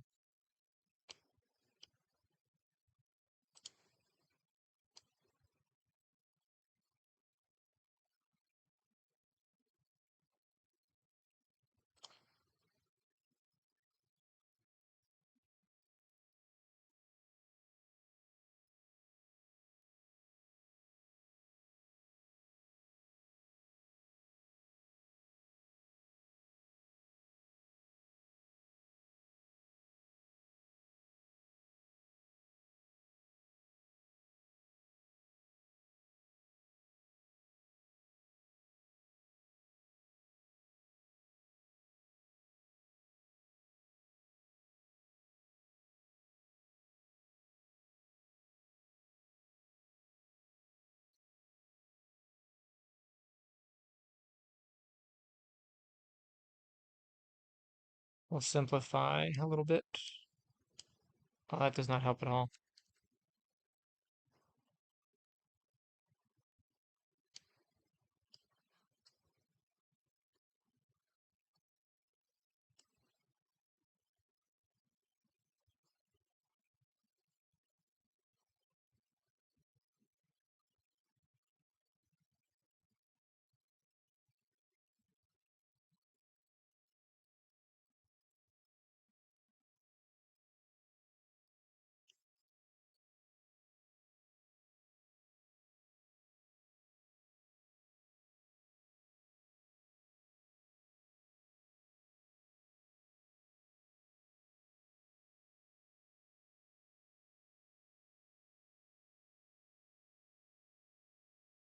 Pick this one again.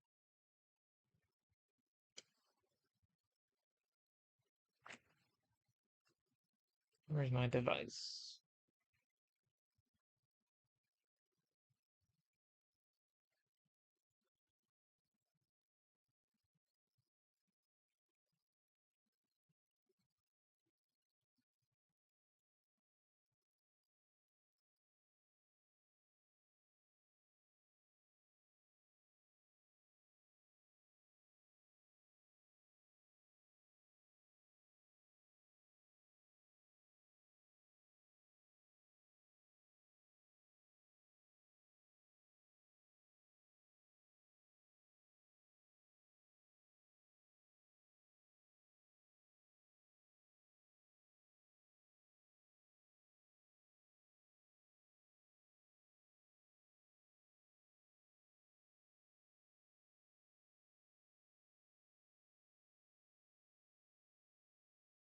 All right.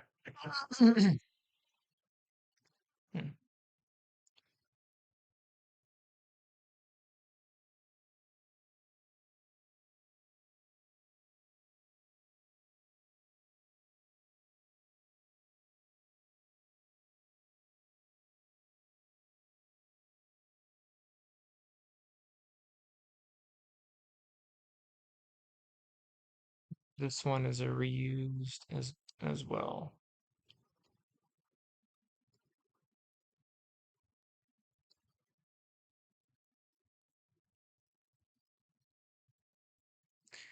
Okay, so I should have the basic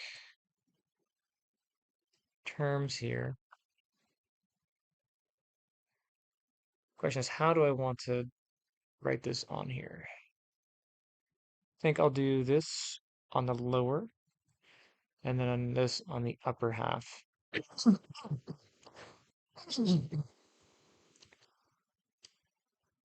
Let's see.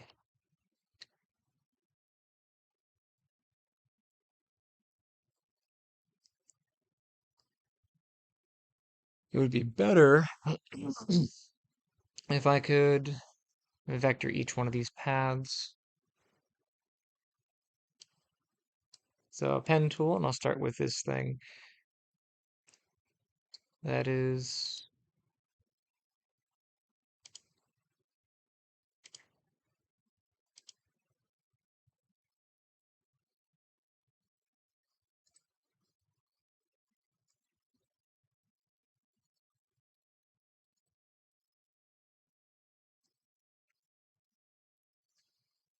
that's going to be so big in here.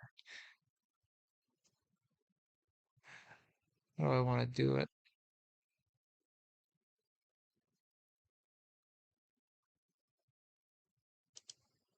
So the benefit of vectoring the paths is I can change the size and shape of these on a whim. Downside is, well,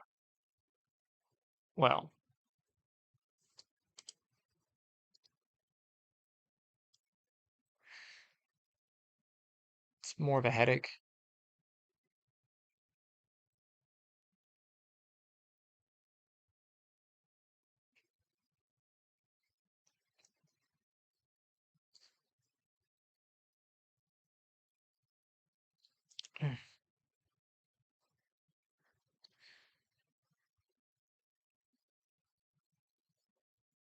Let's make this white.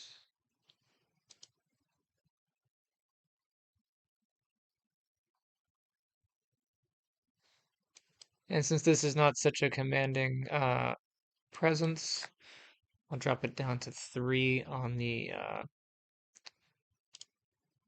sizing here.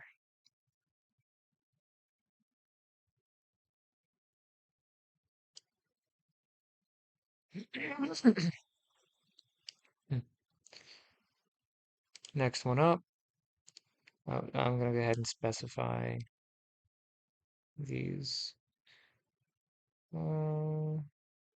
It has its own group. Good enough. I'll make another one. This one here is like this.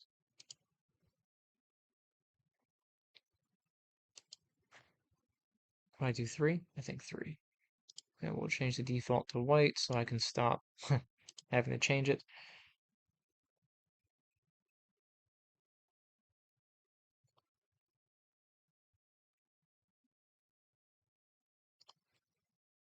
Okay, so we have those two, and then here. And I was gonna do it up here so they're all consistent size. I don't know why I'm down here. So you need to be here. And then you also need to be in here. Yeah, so the advantage of having this vectored is I can take the two paths and I can just shrink them down. So there, grab them both, and just make sure they fit within the confines of this rough shape.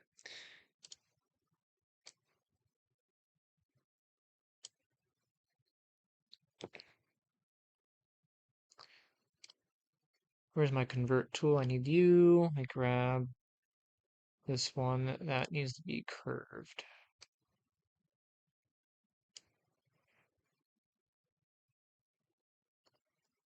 I think the rest of it's fine.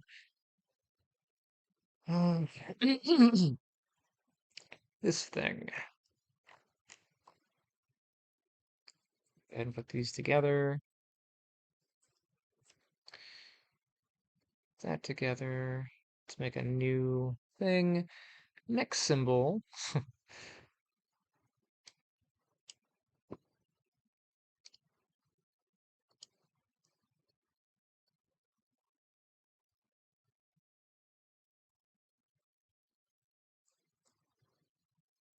Grab my thingamajig.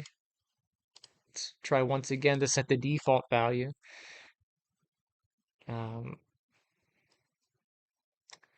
darn. I gotta do it again because I deleted the previous thing. Okay.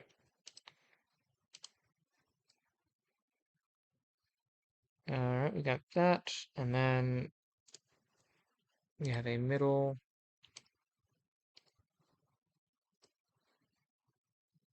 And then there is a line here.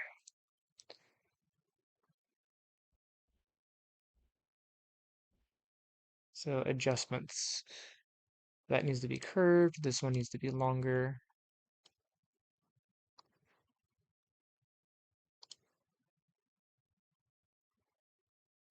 It's really hard to get that lower pixel shape on there. Just because of how small this is. Bottom end needs to be curved.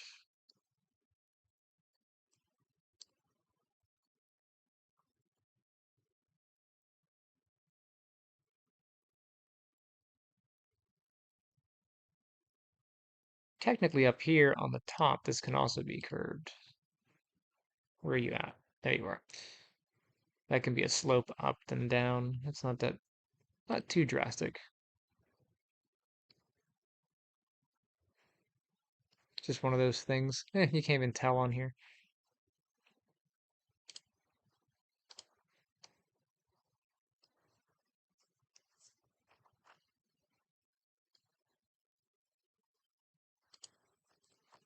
And this thing is supposed to have a downward tilt.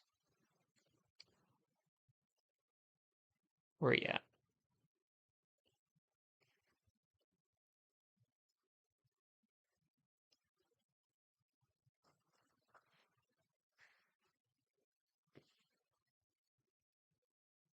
Not that it matters all that much. If you're familiar enough with a language, minor deviations in the symbols doesn't really matter.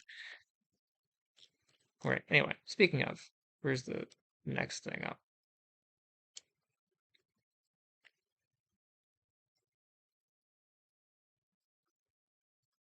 Next one is going to be this guy.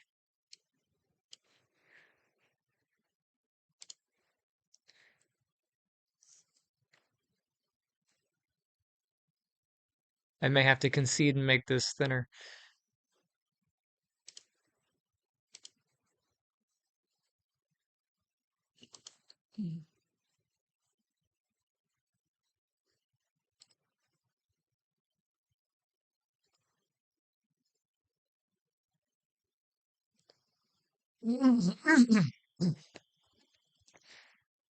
This one.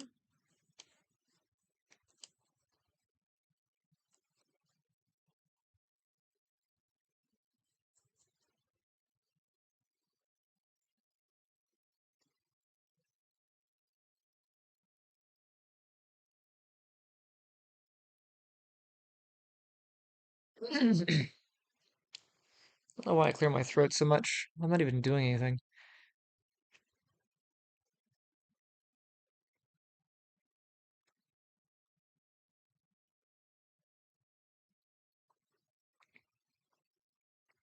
Yeah, because that's going to be difficult to read at this pixel density.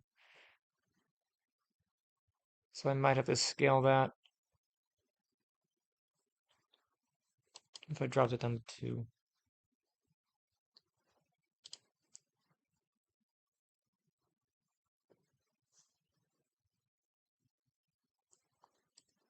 That one's a single, which is kind of convenient actually. Gonna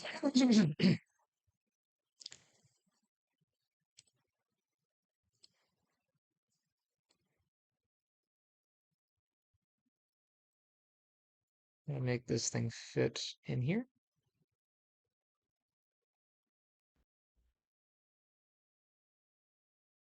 Good lord. Bad lord.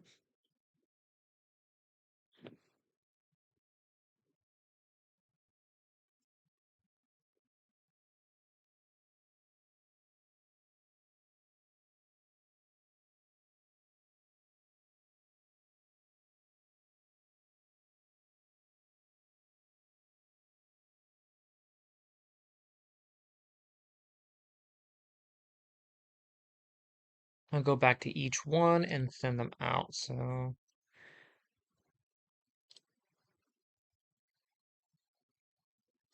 drop it down to 2.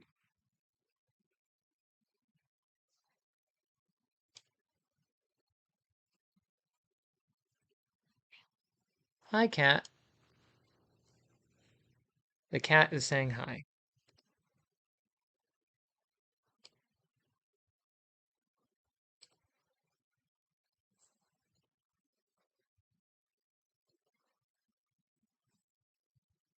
This is the advantage of doing it as vectored paths, because then I can, if I have to make adjustments, I can go into each one and make it a little bit nicer. This point on this needs to be here.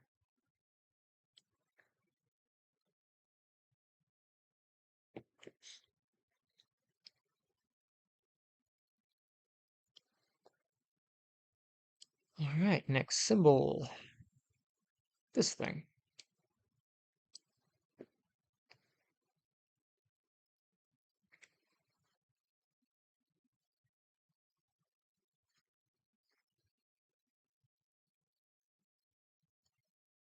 I know, not so entertaining watching me draw wingdings, huh?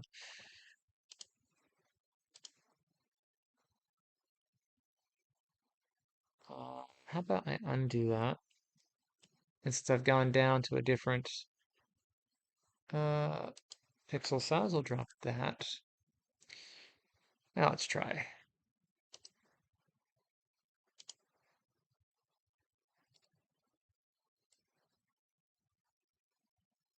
It's supposed to be straighter, but I can fix it. And then this one, it's pretty much a straight shot. And then up.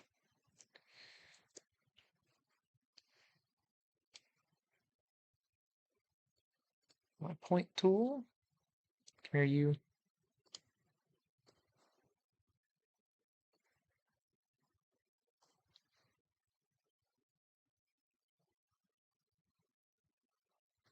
Let's see if I can get that with just a tool without having to add a point. So add that one, and then I'll just curve this over.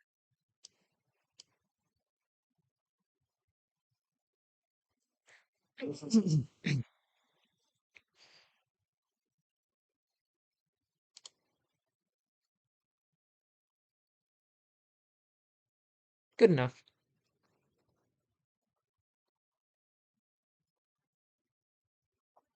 Maybe once I release the comic book, I'll release the code for this so people can nerd out and it'll become the next Tolkien language. There are two versions of it. There's one version where it's a one-to-one to English characters, and then there's another version of it that's um, where there's a symbol per word. So I'm actually writing in both here. Took a long time to make these, but that's what I did when I was, you know, in school and I was bored. I was writing this story in my head and I was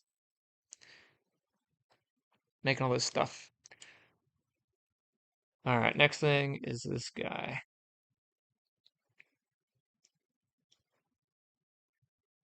Let me turn off the medallion. Who's calling? Scam likely. No, thank you. Turn that off. Let me go ahead and turn off the loops so they're out of the way. And I'll just continue writing my wingdings over here. For the older folks, for the younger folks watching, wingdings is just Windows messed up characters because they knew it would be hilarious. Let's do this. Okay, so this one, we come down a little bit, we go up a little bit, come down. This has to hook out, so I don't know if I can do that with, no, I think I can do it. If I just come out this way, and then up, and then down. I think I can get the shape.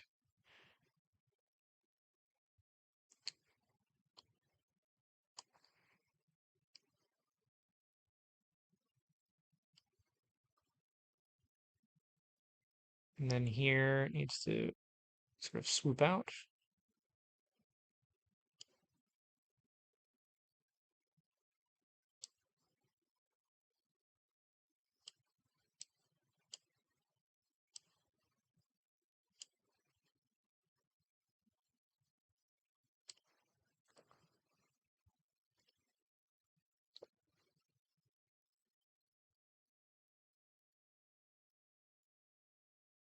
Hopefully that's not part of another symbol. Okay,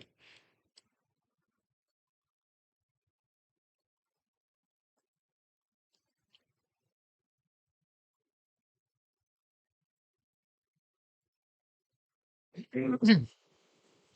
Now I say the characters are like one-to-one, but the language isn't really one-to-one.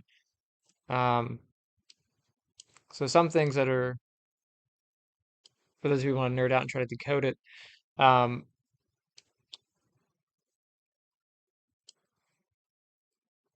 so there are a lot of redundant characters in the English alphabet, like K and C make the same sound, and S and C under certain circumstances make the same sound. So anything that would make the same sound has been eliminated from the alphabet.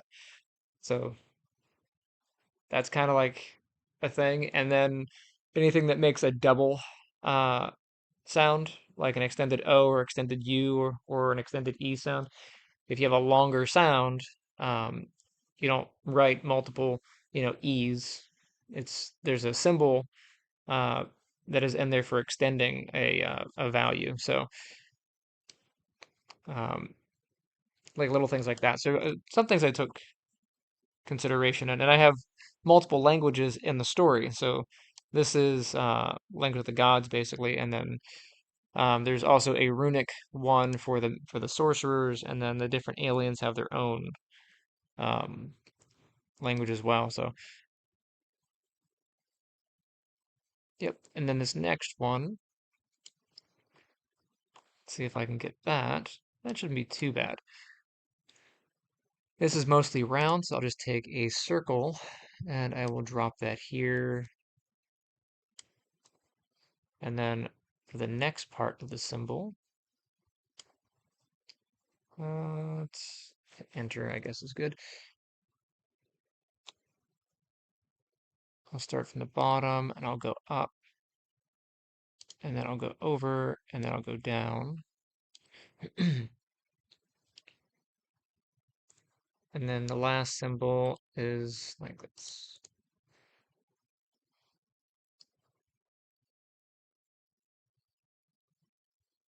And I want this one. Simplest convert, I think I'll do up here.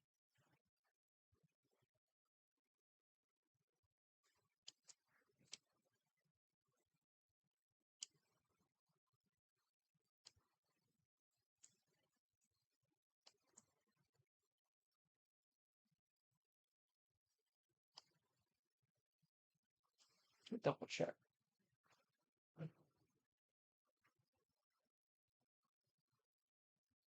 Yeah. It's even. It's supposed to be mostly even. And then these are next to each other. So the circle is like here. And then that is there. And readability is important, so I'll go ahead and just keep it a gap. That way when I make this as a stamp, these will be drawn correctly.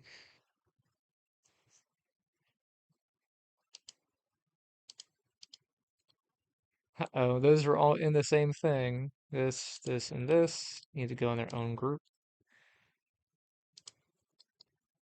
Think. And we'll just move that out.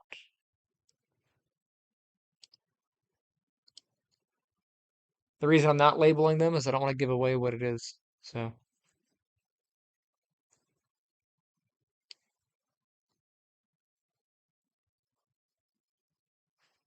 Bum, bum, bum. So that's that one. And the last thing down here is this part.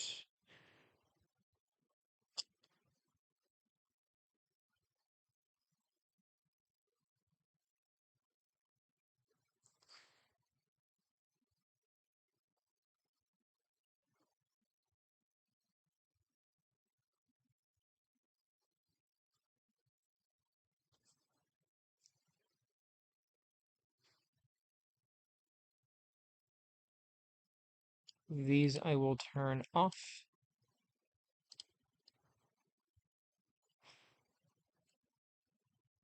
I'll start the next line. All right. Where are you at? You're here. Let's go ahead and move you up here. I can zoom in a little bit better. Maybe I can't. I can turn off the pixel grid whenever I zoom in. I'm just lazy. All right, next symbol. I don't really have to fill the space here, but I'm going to. So there's that. And then in here is this. And then we have a circle.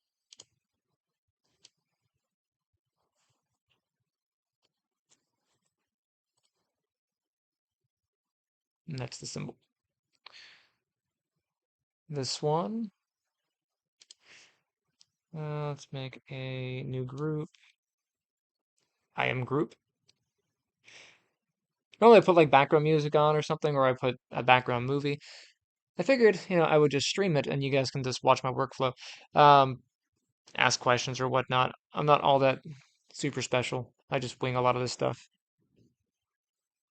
This is mostly round and then a curve, so kind of like a question mark if you think about the design and then over.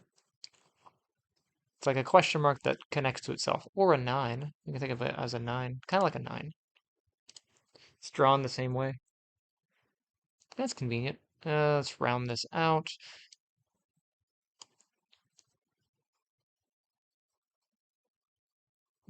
Before that, because I know I have to move these down anyway, I'm just going to grab these and move them down. So they fit. All right, now I can convert my points.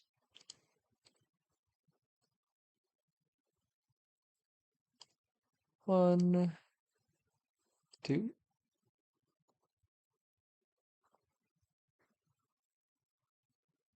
three. See, it does look like a nine. It's not a nine.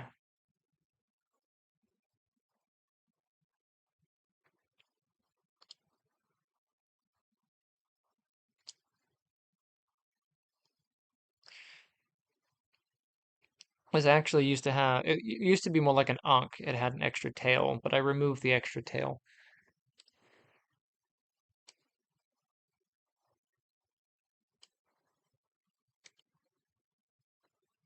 Okay, next symbol.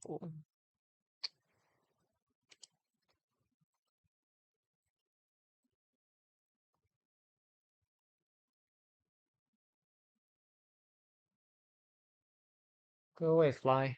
Shoo, fly, don't bother me. All right, so we got this one. That's in there. Next symbol is this. It's another cycle. So I got a cycle, but not like a not like a regular cycle, like a freaky cycle. And then this thing. So it's kind of like a D actually. We'll start low. We'll swoop up to about here. There is a bit of over, and then we swoop back. I think I can get away like that.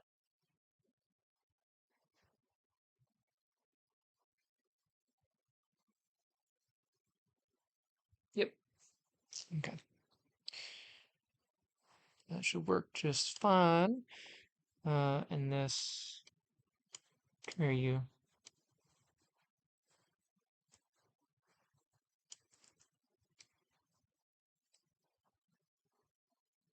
You know, I wanted more of a tail on that.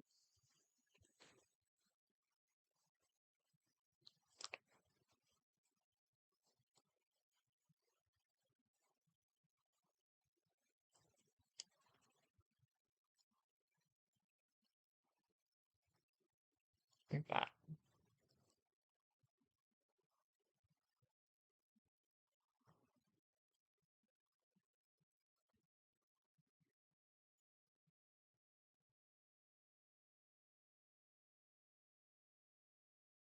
And then these two together and make that.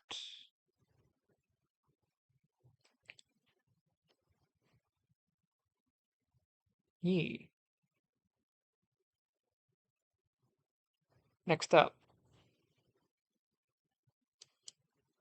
you know, sometimes Photoshop has little pop-ups and they're helpful. Sometimes they do it and it's annoying. And there's never like a middle ground. They're either really annoying or they're really helpful.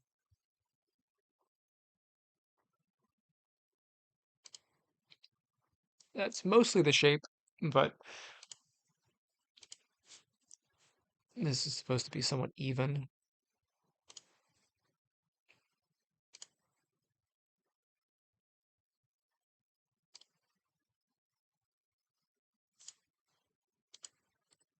It's just a triangle.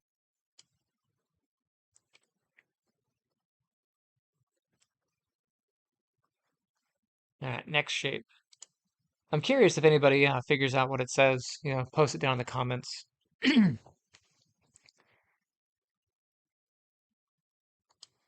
Oh, no, I'm not freehanding that. I already did that. Okay, for the next one, it's going to be pretty much straight, and then it curves. Can I make that curve off of there? I think so. If I have to add a point, I'll add one. But this needs to kind of go up a little bit.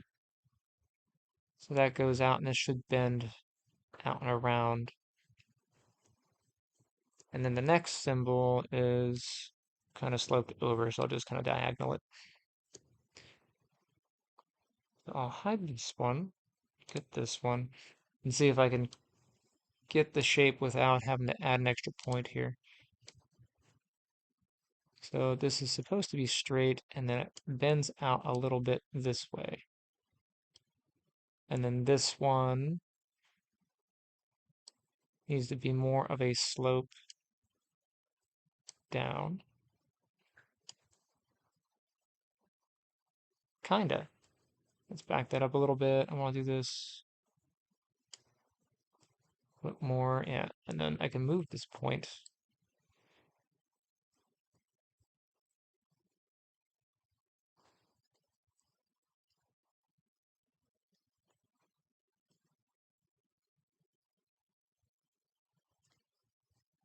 It looks pretty good. And then this one here. Um, it's supposed to curve over. Although I kind of like the way it stops there. That's a made up word. All words are made up.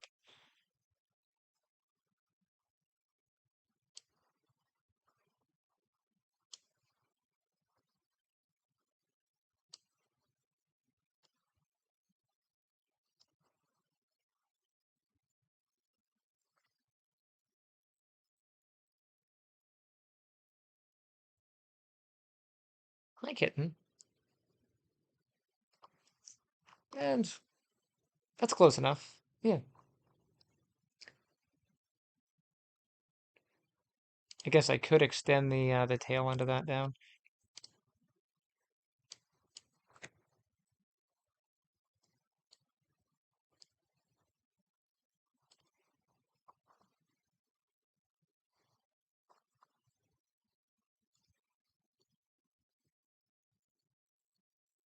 All I can hear is Rocket in my head.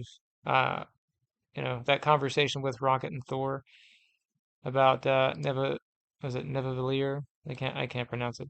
He's like, that's a made up word. And then, yeah, Rocco's all like, that's the place where they make all those really awesome weapons. I really want to go there. Hmm. The things that you think about while you're working. This is why you usually have like a movie going on. All right, next character. This one's pretty easy. It's just three straight lines, mostly straight.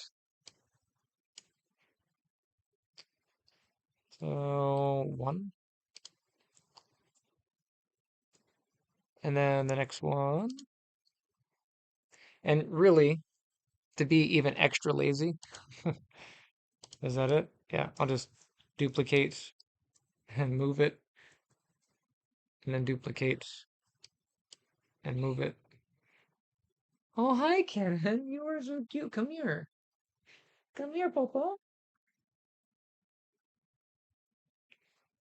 Traitor.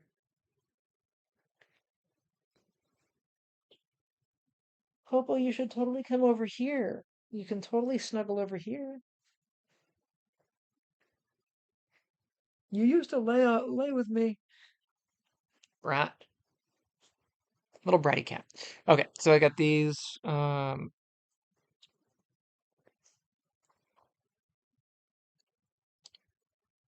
And I really should have put an extra point to each of these so that I could curve them a little bit. Um, just add a point. I'll just add an anchor point in the middle of that one, middle of this one, middle of that one. Close enough. And then just nudge them a little bit, each one.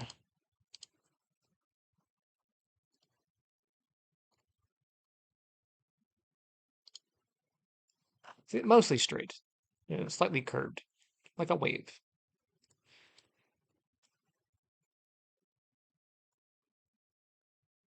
Let's move that back. And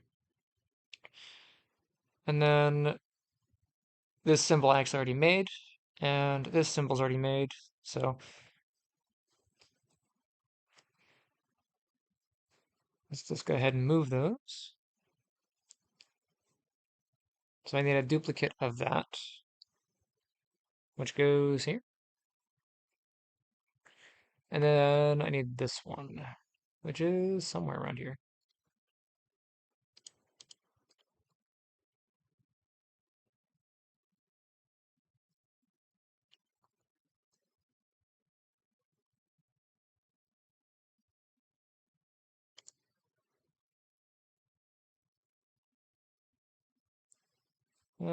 And then that one and this one.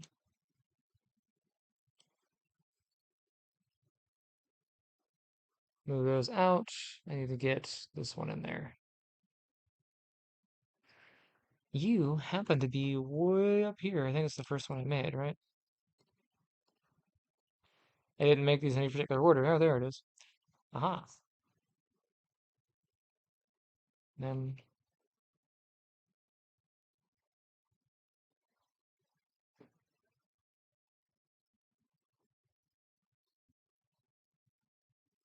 okay. So all the symbols have been made.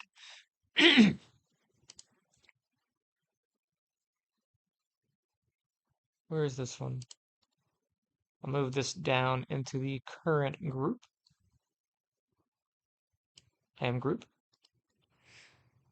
All right, got that.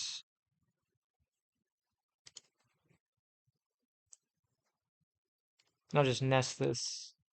I'll do 3.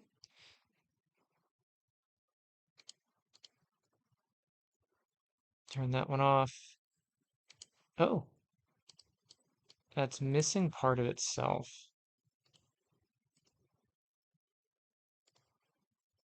So that is this one. I'll open it. Really?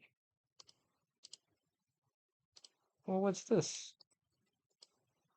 Empty? Nothing? Um, I don't know what that is, so I'm just gonna move it out. It might be nothing. What's this? And this. Okay, so these need to go into that group.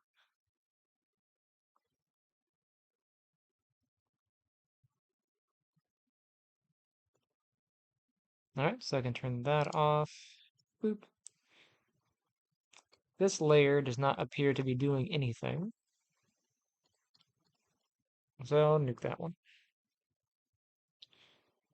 Turn these back on.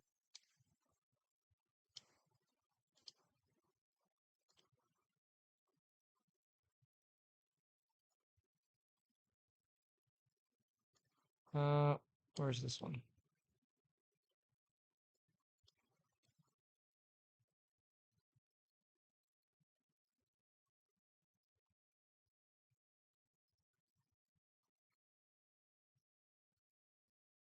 All right, so this will be 1, and then this is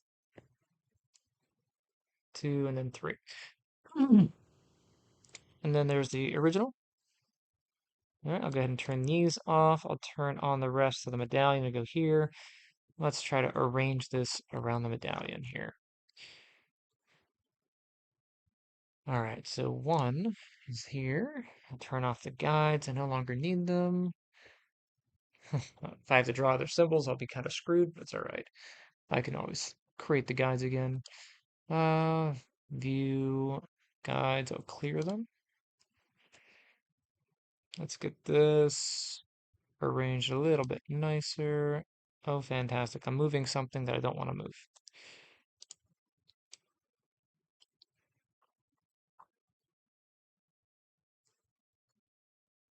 So this kind of goes here. I need to put these in order.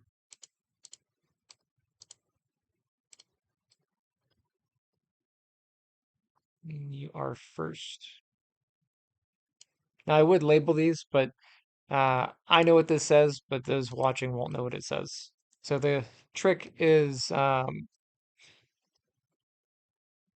curious to see if anybody figures it out. Okay. Really? Those two are together. I didn't mean to merge those. You're by yourself? Yes, you should be the next third one down.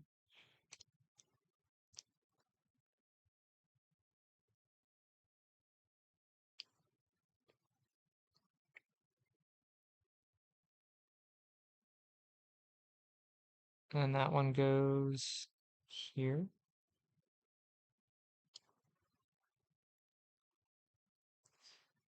And this one, nope, wrong one. You're next on the list. Crap.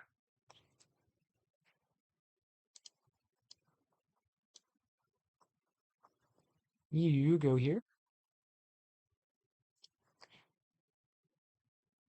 That's this one. And that is this one.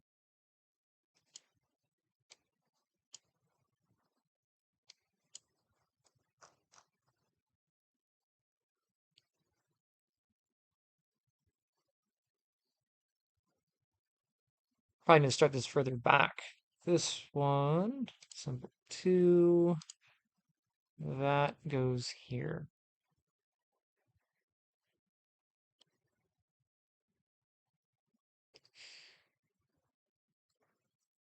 So these I'll move.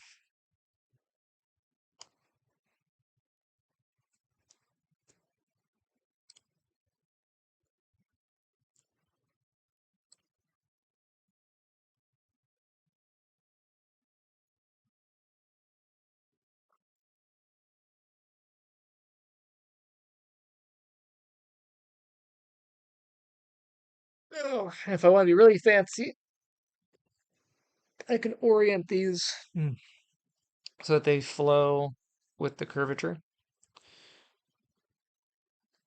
to make it even more confusing.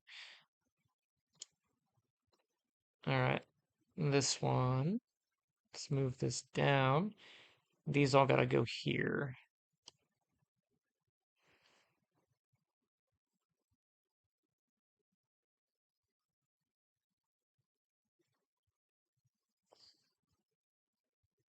They're all the right size, right? Yeah.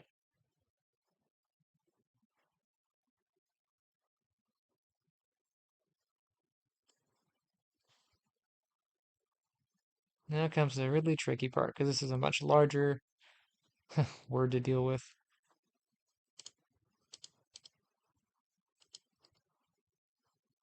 Or sentence or whatever.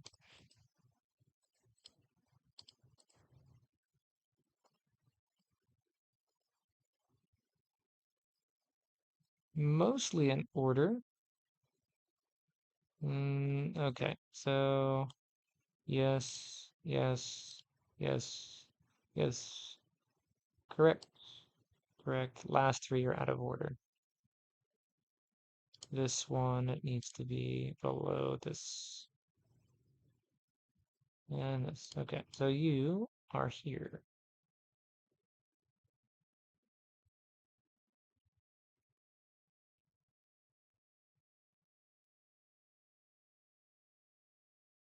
Maybe we'll have like a code breaker or something and they'll go through and they'll decipher it. Now, what really mess people up is if I wrote it the other way. Anyway, this goes here. Next down.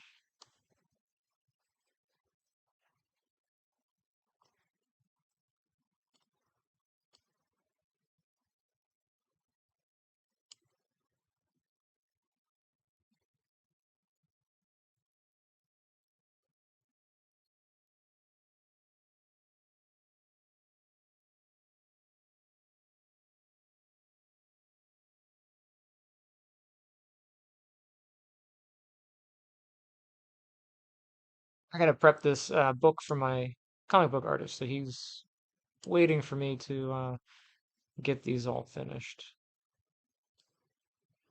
A little congested, kind of like me. Okay, so this symbol up here, see if I can convert that just a little bit so it's just a tiny bit tighter.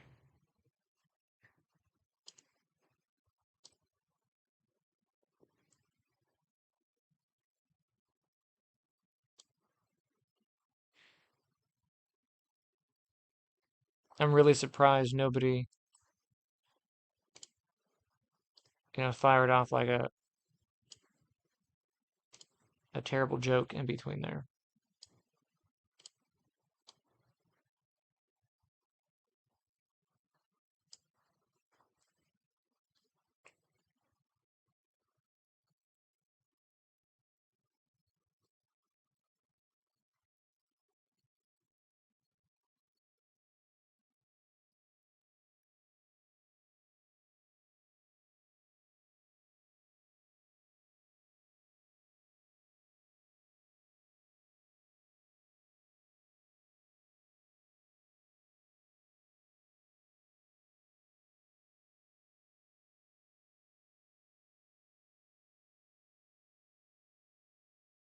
Yeah, I could really nudge it just a little bit more.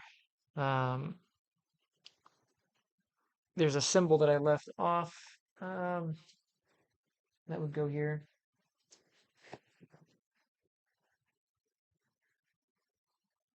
Kind of regret that I get rid of my guides now.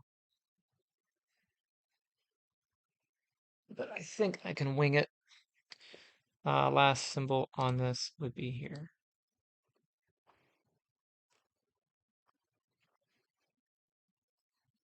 So this is kind of an oval. And then the next one is an open.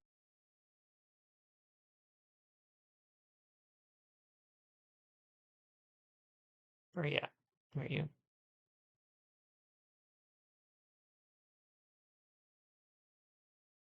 Convert tool.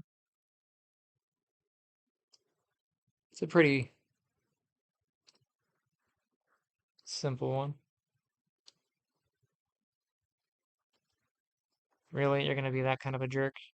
You're not going to allow me to center? All right, fine, fine. I'll just grab this and I'll nudge that over one. Aha. What's the next one here? Close enough. And then that goes here. So is that n? It is.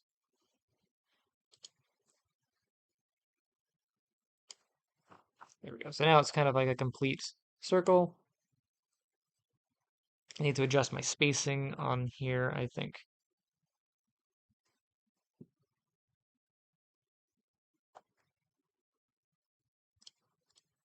You are by yourself. Oh, because you belong here. No, actually, this will be, I'll make this as 4. That could be fine.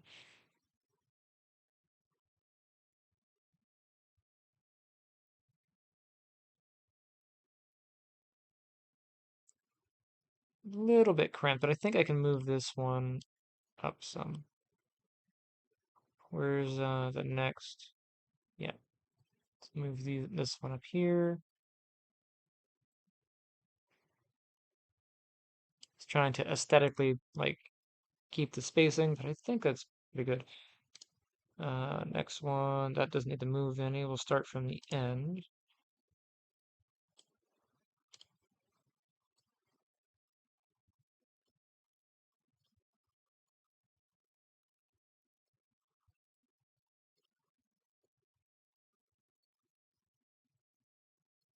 Leave a little bit of space between this one and that one. I think we're good. I think that's going to be all of that. I can turn on the other thingies.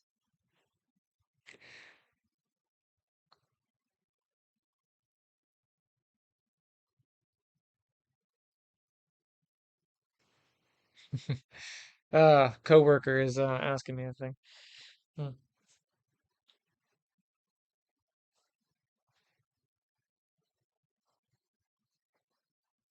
I am not. Period. I'm currently doing a live stream. Period.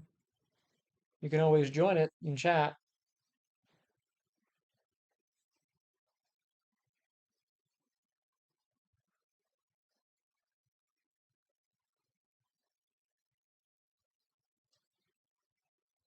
All of my grading is done, so there's nothing really for me to do up there, and I would get much more done here. Period. There we go.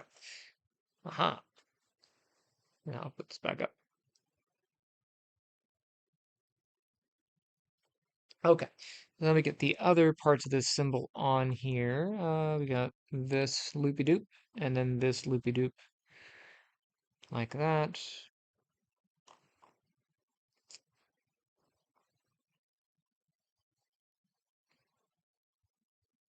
And then on the I can do it in ZBrush. I can just add the gemstones that go on here. Something here. But I think that'll work. So I'll save that. The background on this, I have it currently gray, but I'll make it black. File, save this, and then save the copy. Let's do a PNG. It really help if I am consistent with where I put things, but whatever. I'll just leave this here. Embellishments, I'll do that. And then on the back side, um, on the back of this, I'm not gonna have the circle. Ah, come on, cat. Do you have to make that sound? That is like the most painful sound that you could make. It's like a baby's cry. I know I'm a horrible human being. You don't like the sound of babies crying? Not at all. Not at all. I could go the rest of eternity without ever having to hear that noise.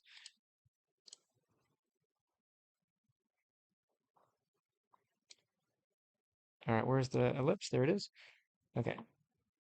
And then one version of this is going to have these turned off.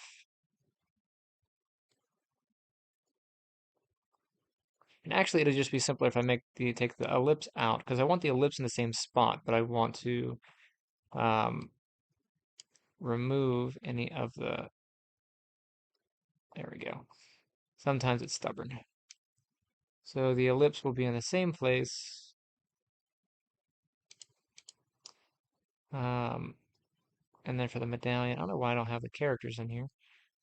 Those should all go inside of here as well. Yes. And here's the ellipse, and then on this one, I will remove the fill color. That way it's just the outline.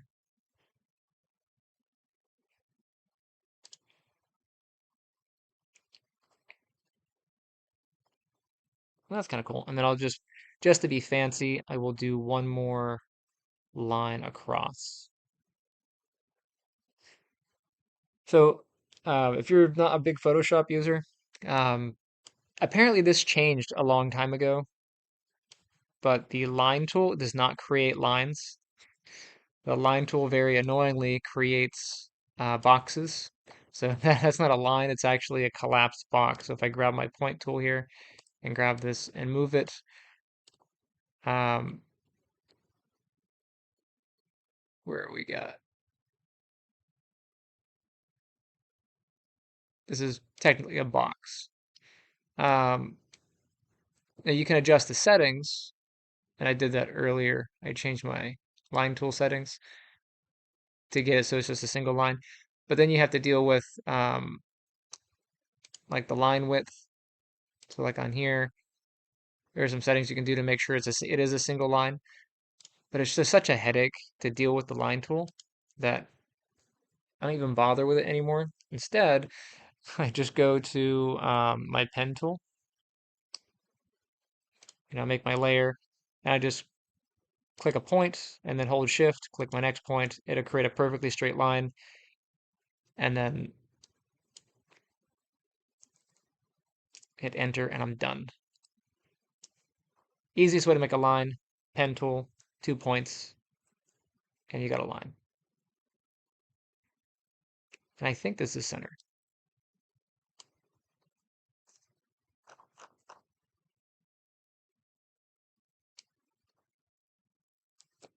And this will be the back side. So I'll do that again, save my copy. Embellishments, I'll do this one as back. And I really should have done that. I should have done front for the other one to be a good naming convention. But it's okay. Jump back into ZBrush. It's been waiting for us. And let me get my alpha. And I'll import my alphas. Where am I at? I need to go here. Where's my game design folder? Game design. And here are my alphas. Can I grab both? I can. And check this out. I totally can rename this while I'm here. So I'm going to rename it front. Grab both. And just make sure that is the PNG file. Yeah. Import. And there they are. So I have a front and a back, and I will turn off symmetry. And I'll grab the front here. That one's the back. It let me grab both, but it doesn't look like it imported both. So I'll grab the other one as well.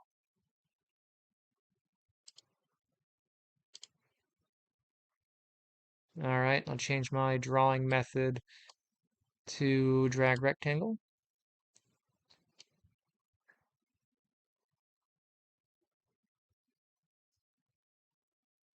It's kind of cool. Not where I want it to be, though.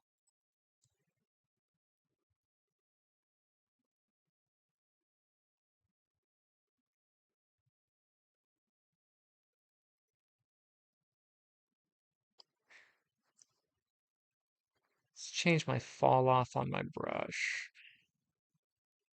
Where is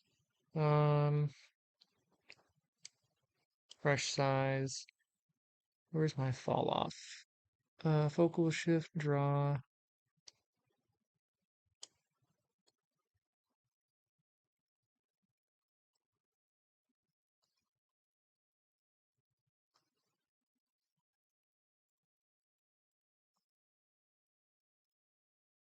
So I need to go up higher density on here.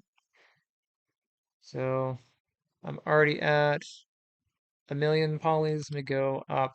I think I can crank it on here to about 20 million polys. So I'm gonna push this a little bit. I'm at 18 million polygons.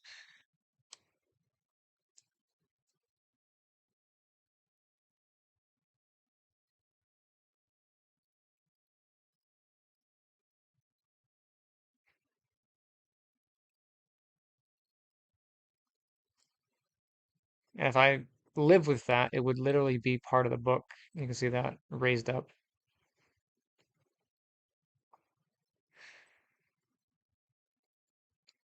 Let's see if I can find a better position for it. It's too far off. Too low. Too high. Ugh. Stop fighting me.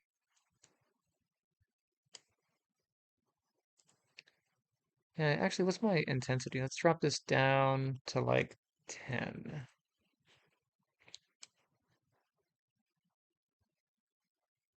That way it's just not as far out of the book.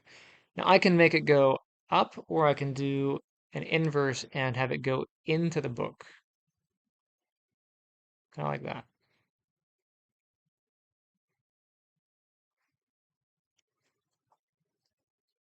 And that will be embedded into the book.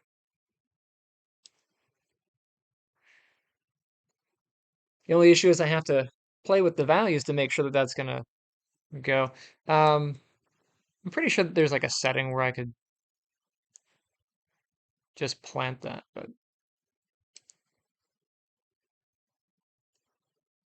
I think going inward is going to be better.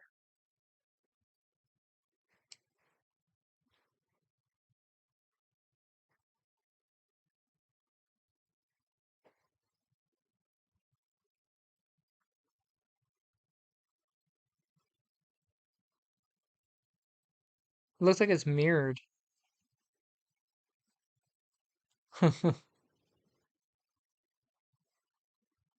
The image is mirrored. That's unfortunate.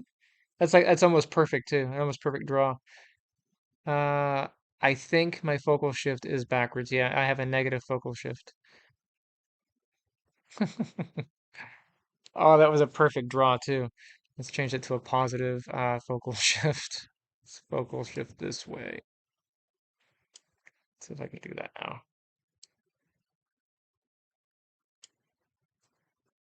Huh, I guess that wasn't my issue.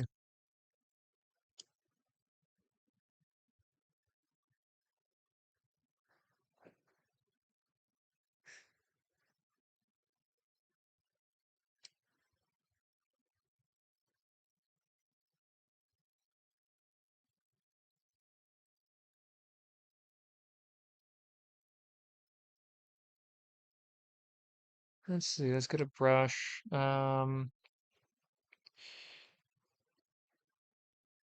Curve depth, surface.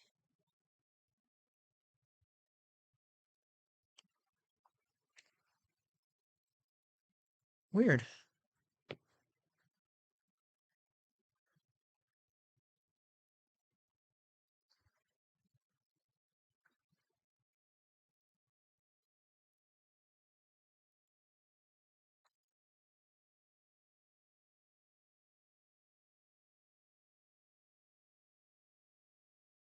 Now, what I can do is I can reverse the image. I'm not sure what the setting is in here, but I can just go to Photoshop.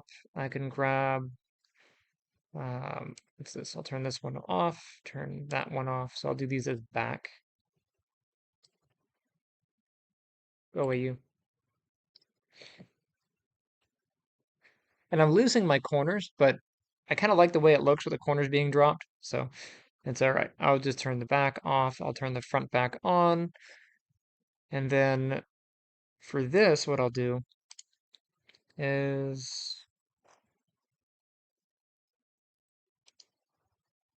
save all that in a group, flatten a group, and then I will just flip it horizontally.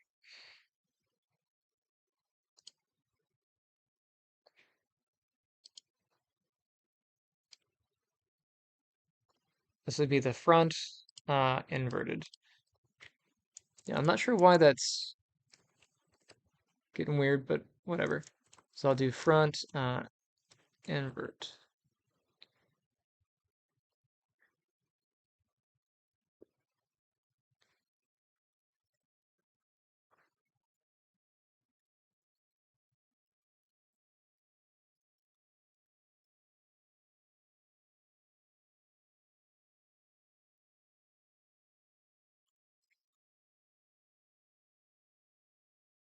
And remove that. Let's reload in a new alpha. And where, oh, where, here is the back, there is the front inverted PNG file. Okay. Thank you, Gary.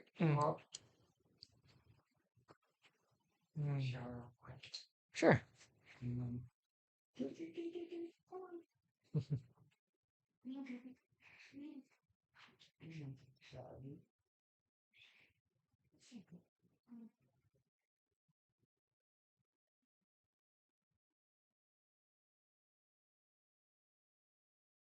Which one did I select? Make sure I get the inverted one.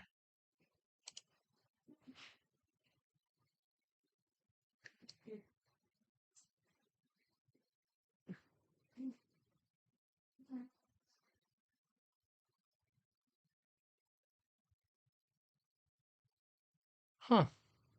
I do have the right one, right?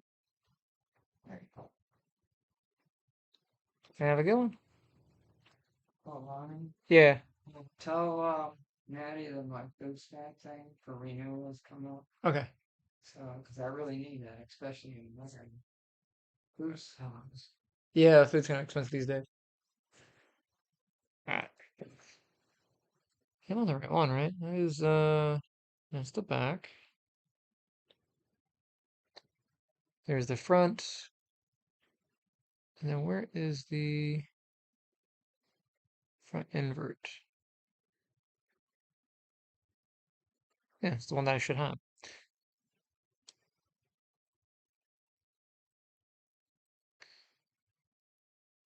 All right. And I'm just on the edge. Oof, I want to be.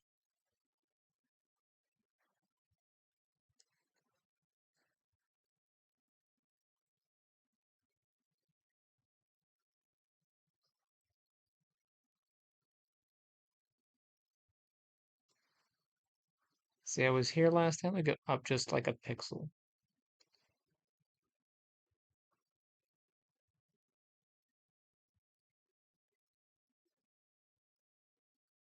So picky.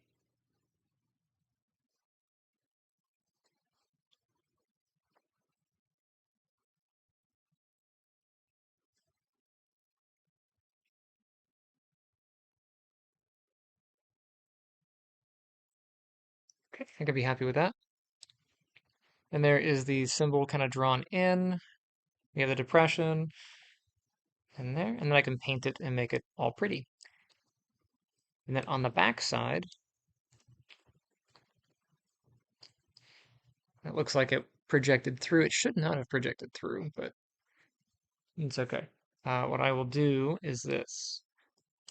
Grab the book halfway through.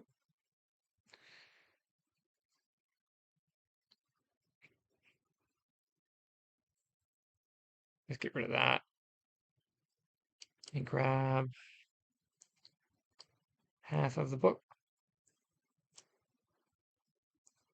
We get the other half.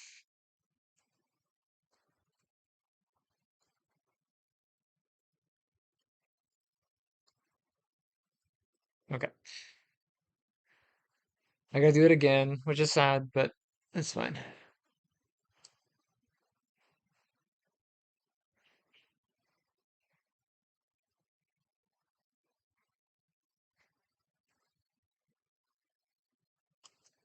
Okay, and it should go through without doing that side.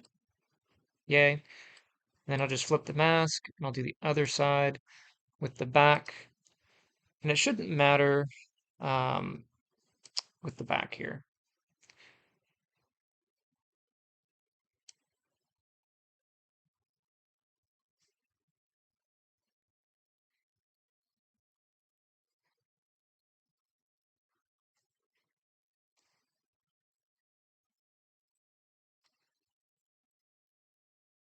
Yeah, good enough. Close enough for government work. Yay.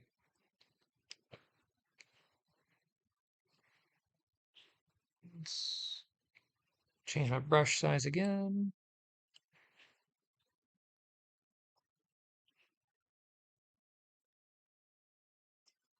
And then we have the embellishments kind of etched in. See if I can subdivide and crisp that up once more. Actually, I'll save it before I do that. Working on my Z tool. This is Book of Ra. This is going to be the Z tool.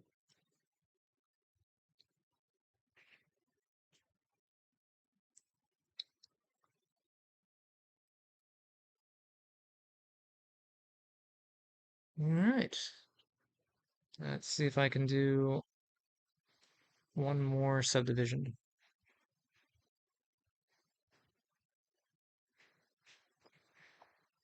It's pretty good. What am I doing on memory? It should tell me.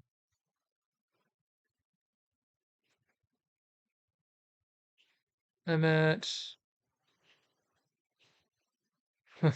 4.5 gigs, so I gotta be careful with that. 'Cause between the streaming and this, it's gonna take up some stuff. But yeah, actually, the corners not being on here is kind of cool.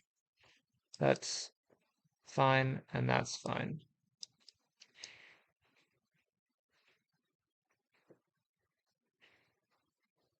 Ugh.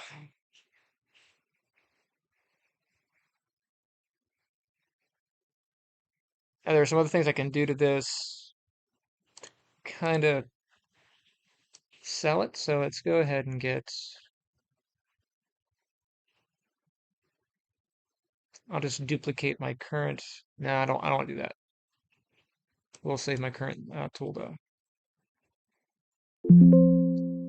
Again, just in case.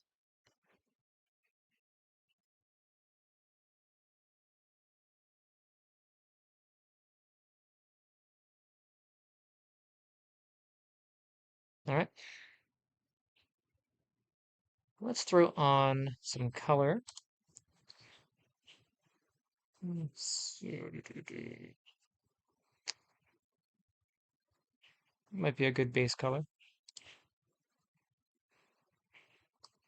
I like that. Where's the chalk? And then for my color, let's pick. I don't know. I'll find a brown.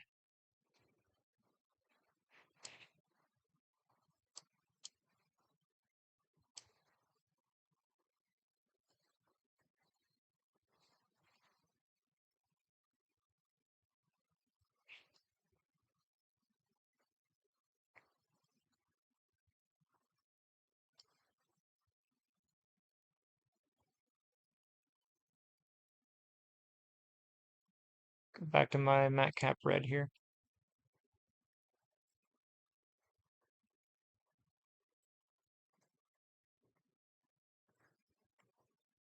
Not the easiest to see color-wise. Oh, you know what I didn't do? I was gonna add some wrinkles. I do Matcap white here. That's a little bit nicer. I'll lighten this just a tad. Now for the wrinkles, I can do that through, again, grab an alpha, and I should have a leather alpha. So let me double check. Um,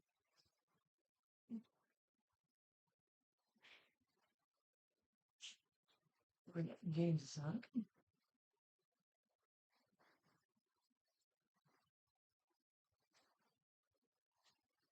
Oh, where did I put all that stuff? Okay, textures.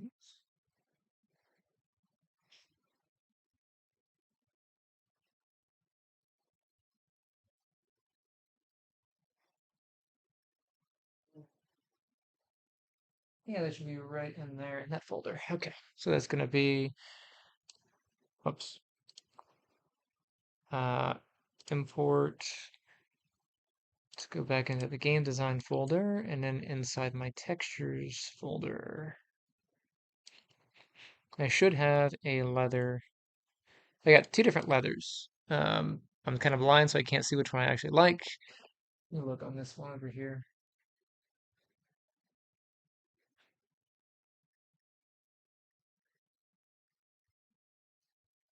That style and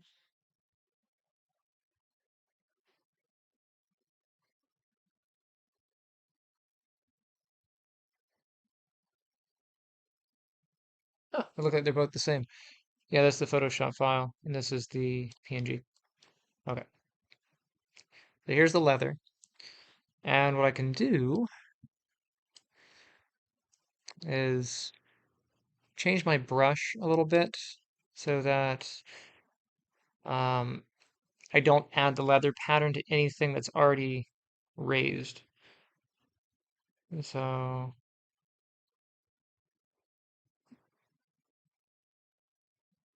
you can go to depth.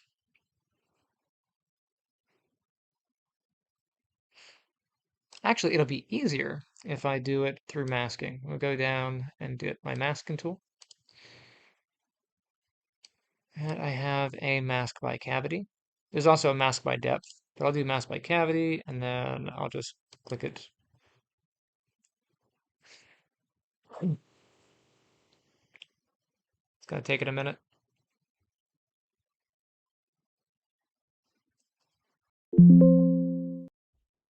Oh, it complained. I may have run out of memory.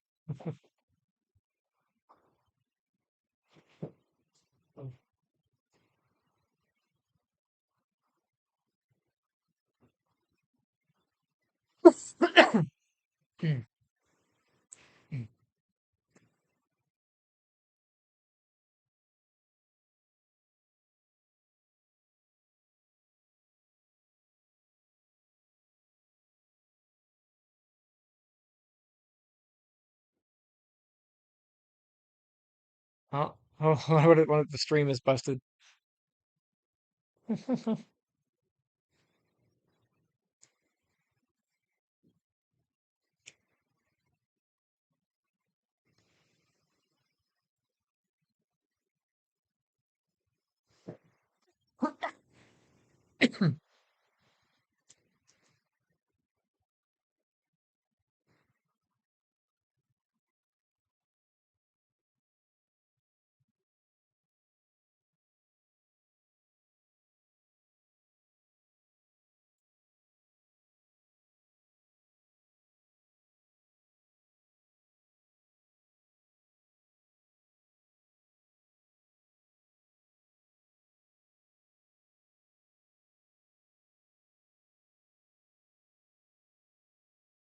So for these streams, do you think I should do background music? I have to find something that's copyright free, but just to have some sound going on. Mm.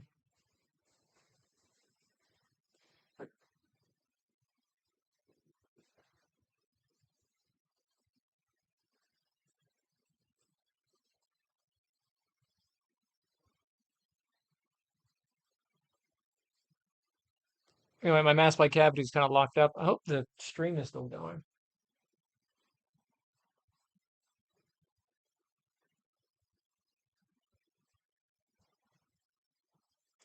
Let me see.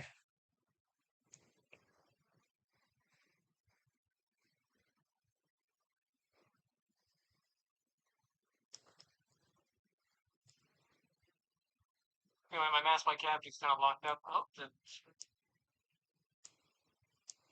it sounds like it is. Okay.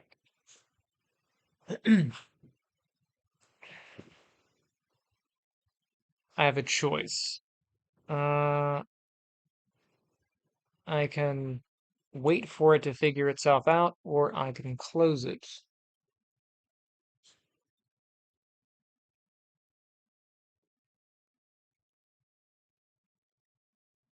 It shouldn't take this long for it to get the mask.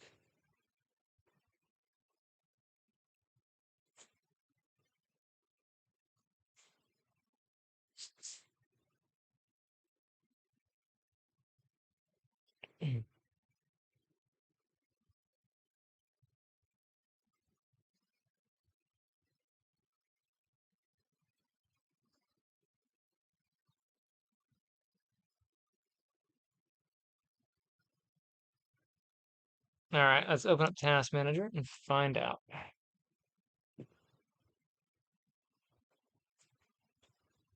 Is ZBrush toast?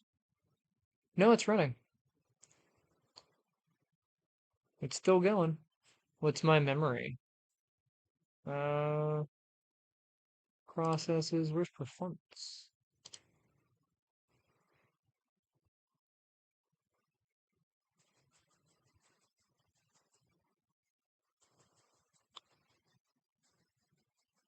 GPU is not really being used. CPU is pretty low. Memory's high. Oh, maybe that's the signal. Maybe ZBrush finally locked. There it goes. All right, process. Sorry, ZBrush.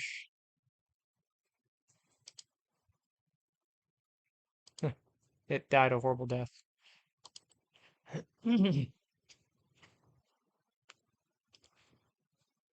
Sometimes that happens. That was because I came really close to running out of memory.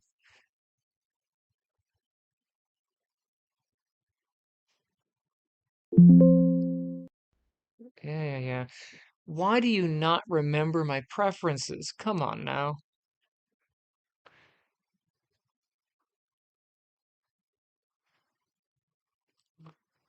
But did it remember? I don't see any of them captured here. I'll just load the tool manually. Oh, where did I save this thing? I saved it in my game design folder. I think it's just in the game design folder.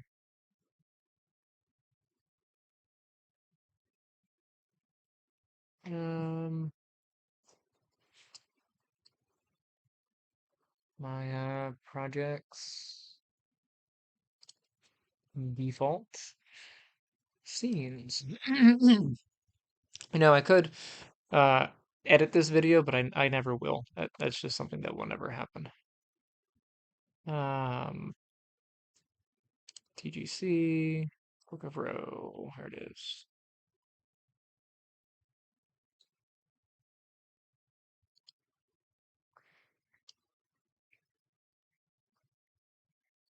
Jump into the edit.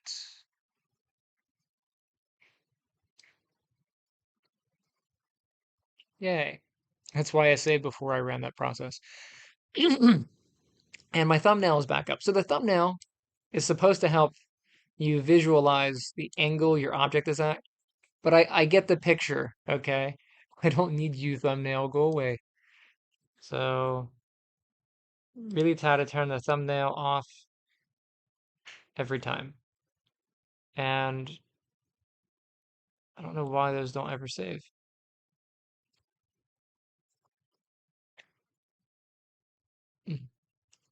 But anyway, so I got that. The goal was to put some leather on here. I'm going to take it down a few subdivisions, I think.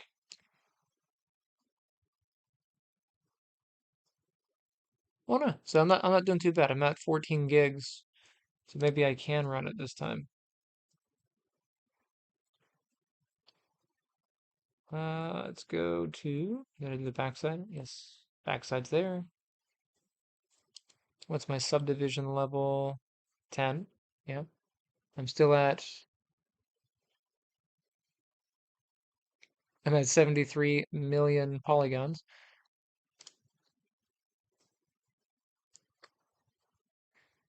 Masking. Let's try to do this again. Um, Let me try to mask by ambient occlusion.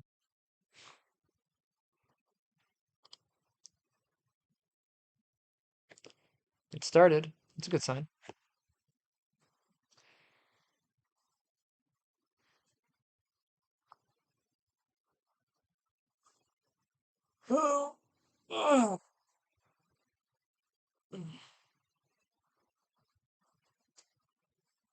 I'm doing this on a pretty beefy gaming laptop, but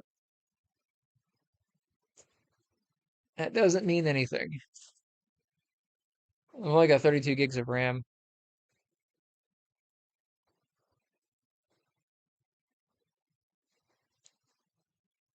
I'm pretty sure that's what this maxes out at, 32. I would have done 64 if I had the option.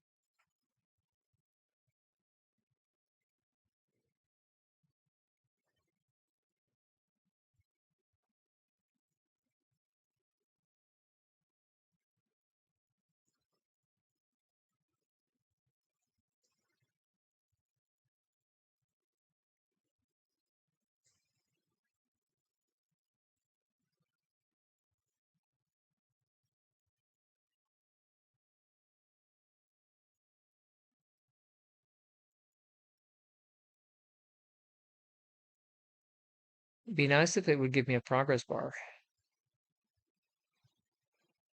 Might be too much to ask for.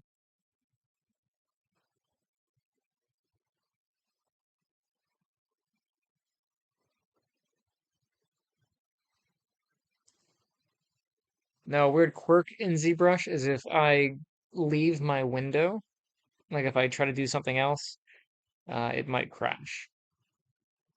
But if I stay in my window, it's the most active thing happening. So it tends to survive if you just let it run.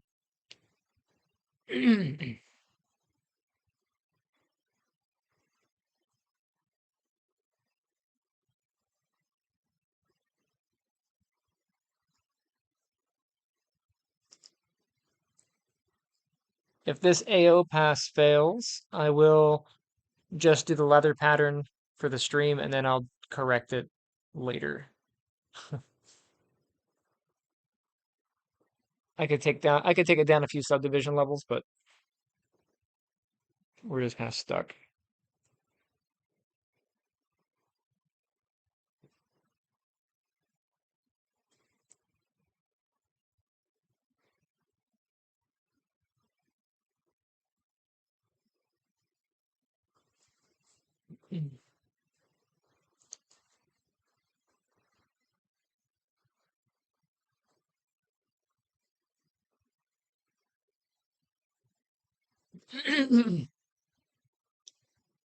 Yeah, like the chat's being weird on here too. I don't see the. There it is.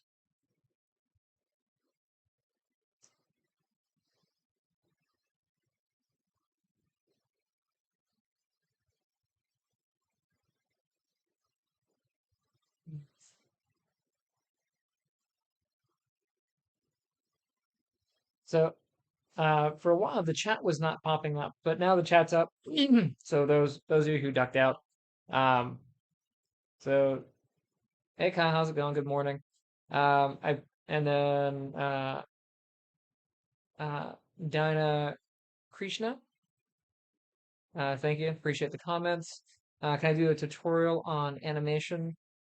I can. I have some tutorials for animation. You can, if you want to specify anything you want me to do, let me know and I'll leave it as I'll make a list of things and then I'll see what I can do.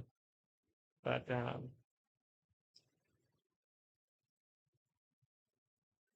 hmm, I'll do,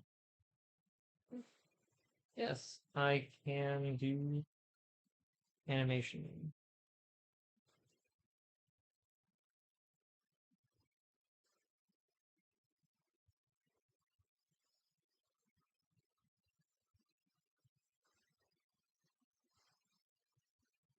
Let's see. And then a smiley face.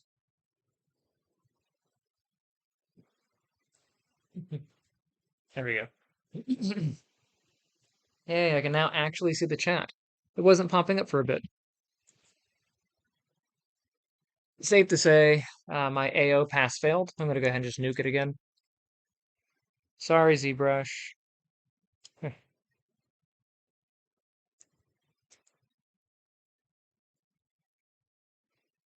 Okay. This time, I do have Blender, by the way. This time, I'm just gonna put the pattern on and worry about doing the masking. So the whole point of doing the masking is to make it, and my preference is that never save.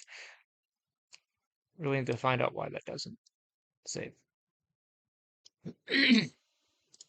Load my tool back in. We good. All right. That. Edit. Okay. So here we have the book. Anyway, the whole point about the masking is it'll hide out anything that is below a certain depth. That way I don't mess it up. And then I can do color that way and whatever, but I think because I have the stream going at the same time as being a butt. So I'll just grab my alpha and I'll import. Those are in my game design folder. And then I'm going to go down to textures, wherever the textures are. Yeah, they are. Grab my leather PNG. And then I can do the kind of the same thing, do my drag rectangle, and I'll adjust my focal shift just so I get a nice rectangle here. And as I drag, I can get this leather pattern, right?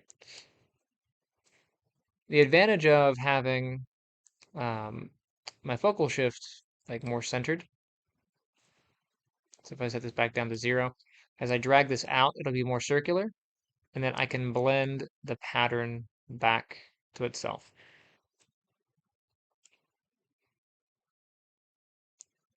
So what I'm going to do here is go to my geometry tab, and I'm going to drop the subdivisions down to like 7.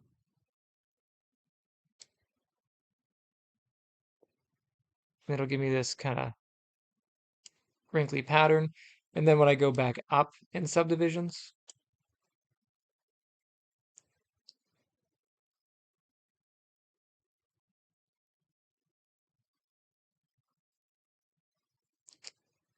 it'll kind of embed it for me. You see, it's a bit nicer for the wrinkles. So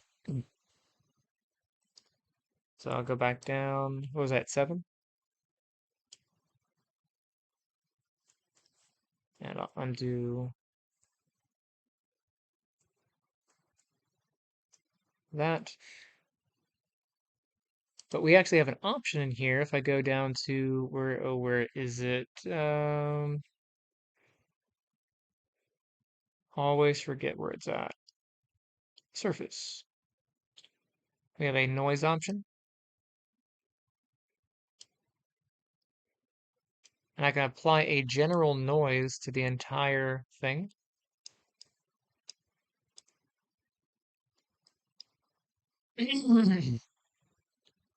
But I also have the option in here.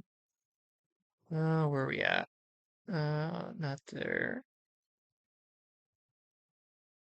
My alpha. If I grab that and grab my leather, and I can do a noise by alpha.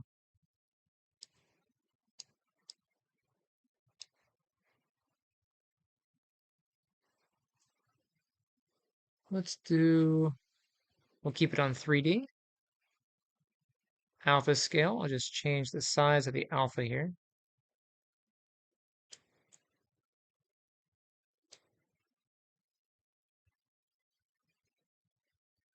Adjust my scale.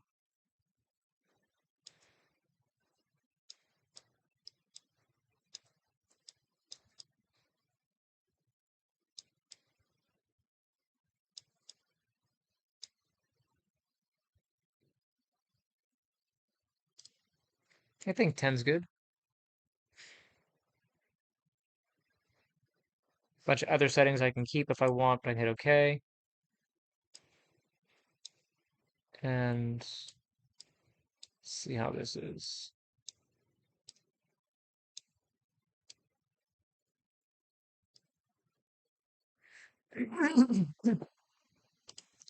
Take my geometry back up.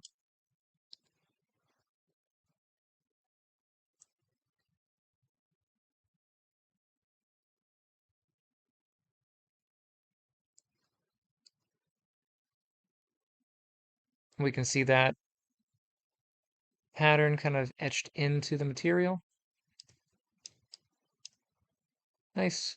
Now, I probably wouldn't want to do that for the pages. So that's where masking would have been kind of nice. I could have had um, the mask kind of ignore that area. But right now, that mask is temporary. So if I go down, sorry, the noise is temporary. So if I turn the noise off, you can see it's off. So what I can do here is I can actually separate this. Um, where? Come here, you.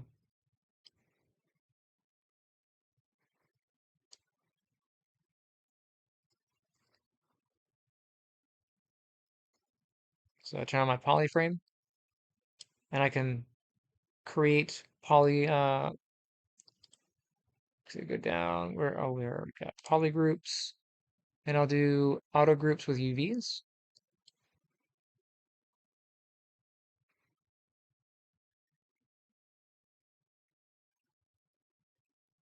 Hopefully that doesn't die. It shouldn't, but the luck that I've been having over the stream.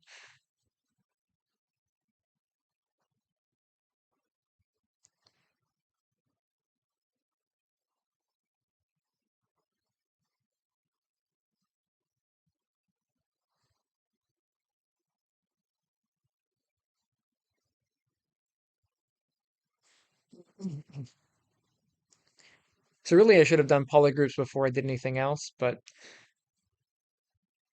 it'll go through and it'll take where the edges of the UVs are. So when I did the UVs in Maya, it's gonna take those two groups and separate them into separate objects.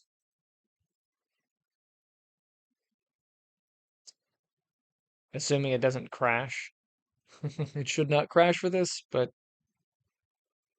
here we are.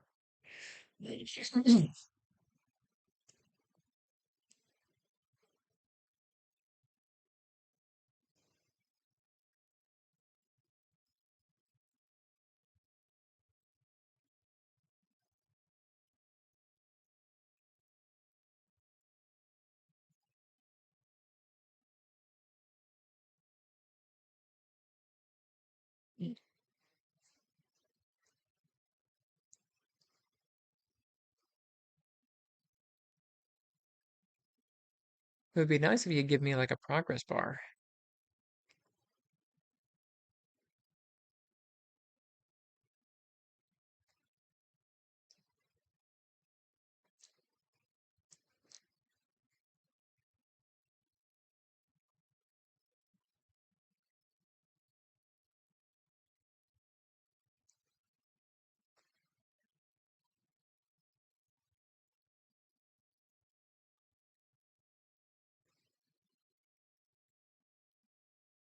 Can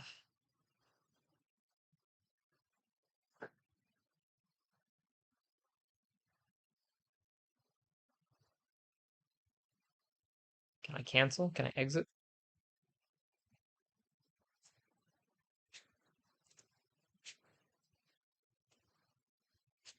Nope, it just crashed. ZBrush is not liking my laptop.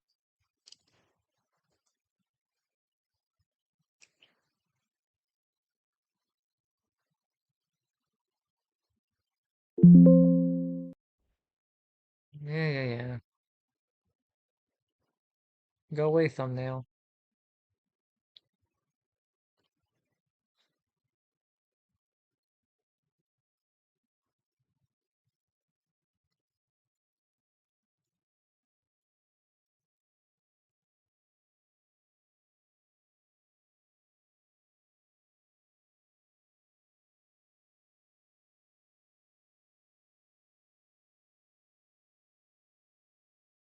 Let's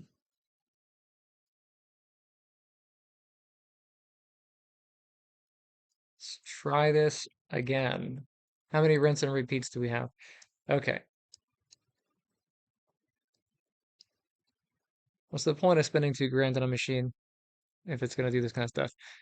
I'm going to drop this down to its first subdivision. And then I will try doing my polygroups again. Auto group by UVs. And let's turn on polyframe. Not that. Oh, come on, you. There we go. So I should have 2 separate groups here. Nice. I should be able to go up in my subdivision levels now.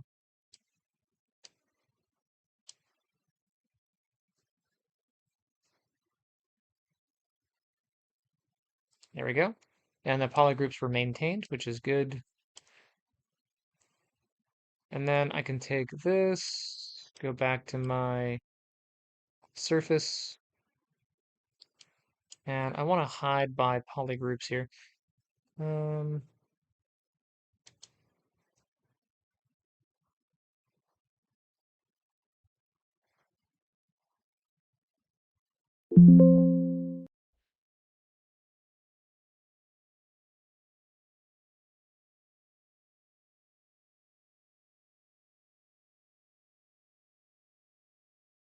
well, I got that far.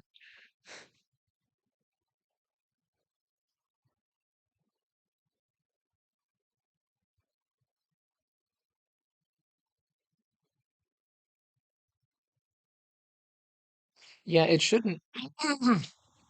It shouldn't lock up like that. I mean, 70 million is a little high for this machine, but I still got 8 gigs of RAM left.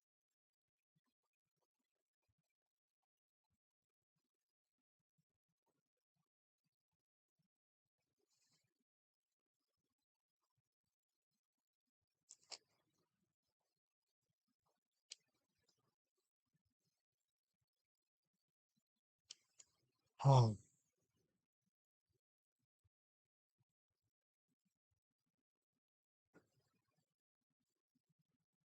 Okay. Well, instead, I'll just paint the thing, and I'll worry about texturing it later, or worry about doing the ripples later. That way, I can get some forward progress in this hour time.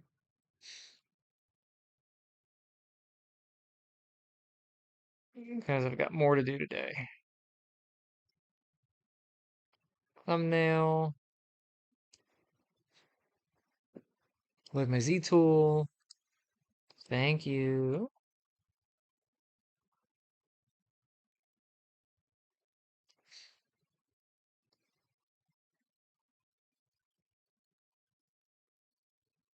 Oops.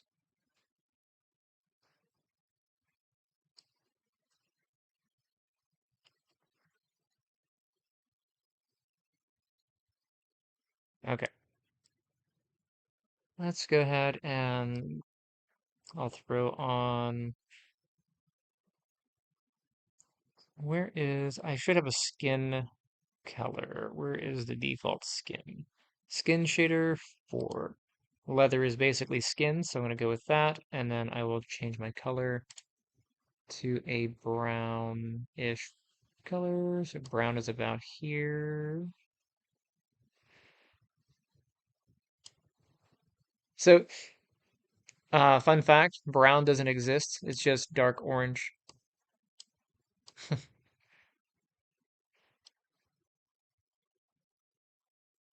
So there's my book.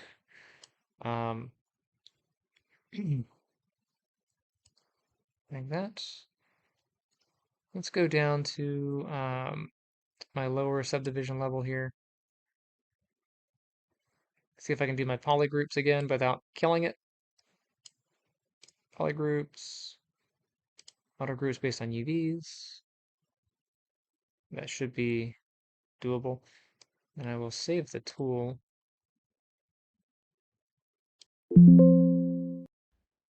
And I'll do it with an iteration just so that I have the original. So this will be O2.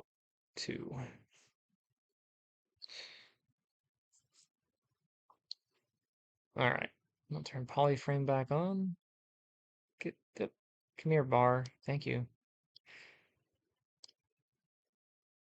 Okay, two different groups, good enough.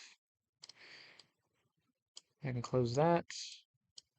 I will go up a little bit in subdivisions.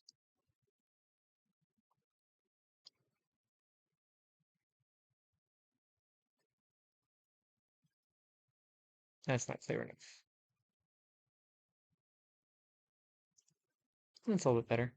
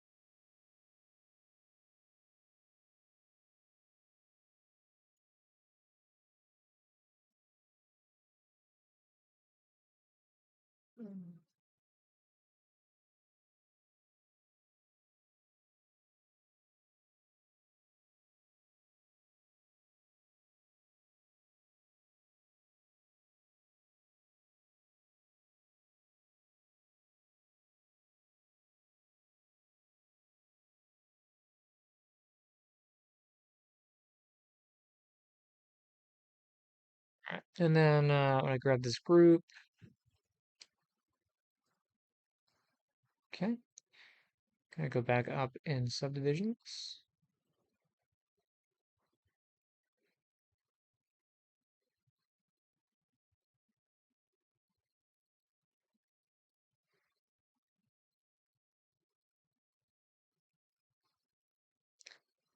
Oh, I was complaining because I have low memory. Yeah, that's fine.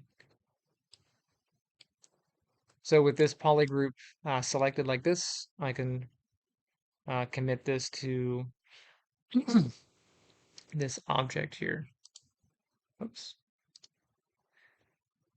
So I'll go to my color, and I want to, fill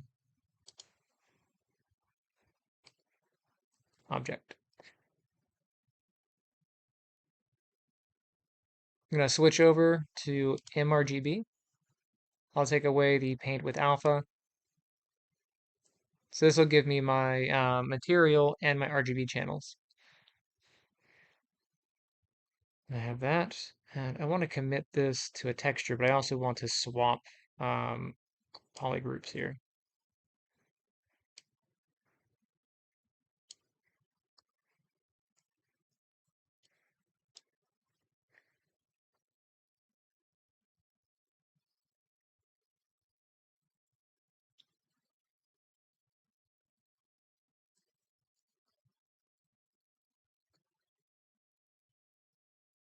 I know I gotta be careful with my subdivisions.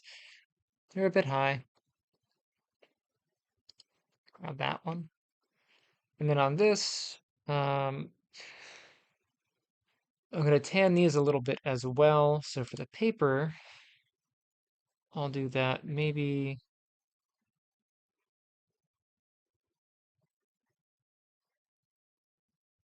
the matte cap white.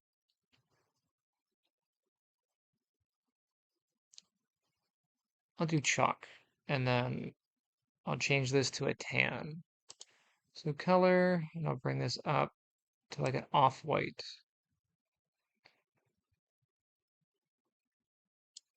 Let's add slightly more yellowing to the pages.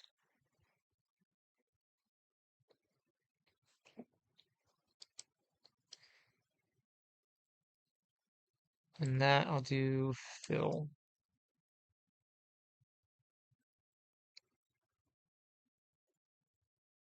So now I have that and that.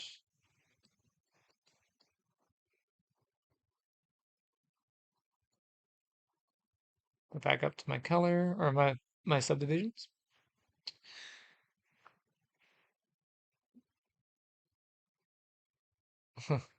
Hopefully it doesn't die again. All right. Save my current tool because it's been.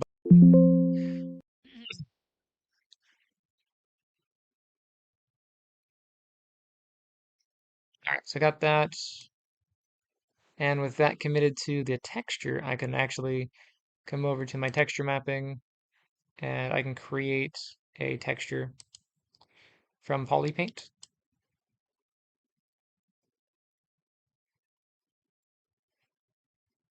There we go.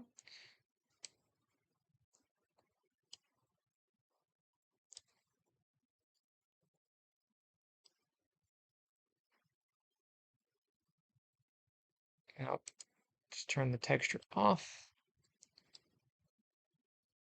And now what I do is select,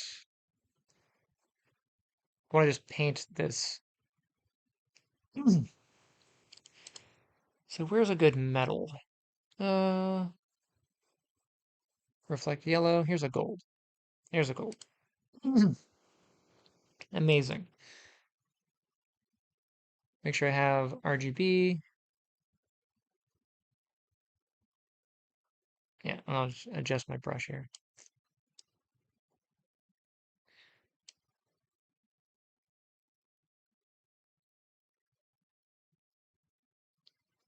So as I'm painting, you can see that it's actually erasing the shape here. I don't want it to do that. So I'm going to turn off my Z add.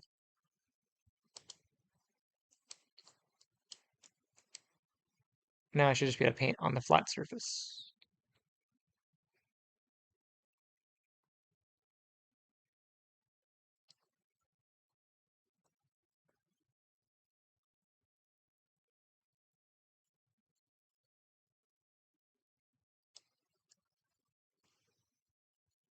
And I'm going to try to mask out this emblem here.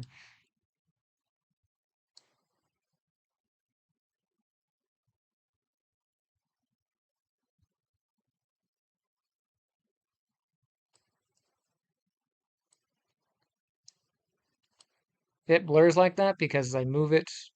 Um, so ZBrush does not have a camera. It physically moves the object. So whenever I am moving, I'm actually moving the object. So it takes a second to redraw the object.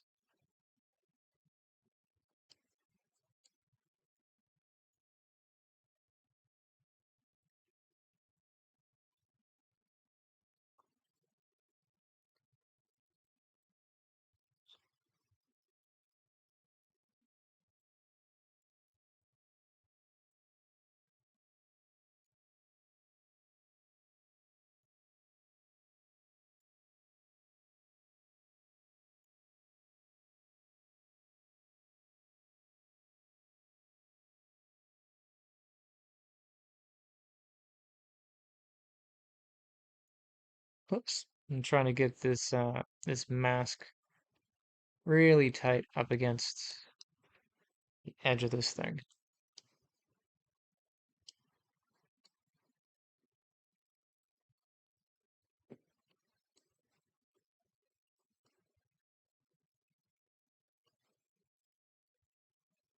I didn't mean to do that.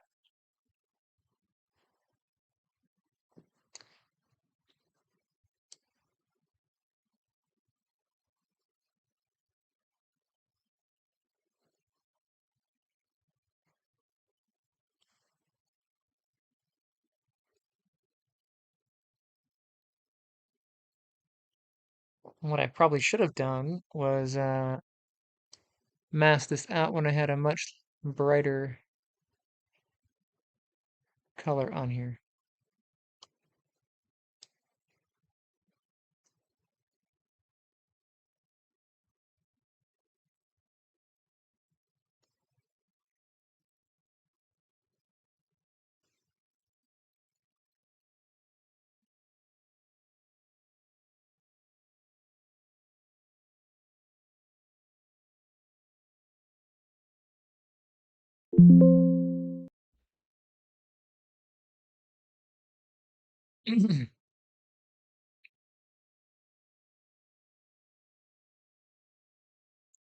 think it crashed on me. Mm.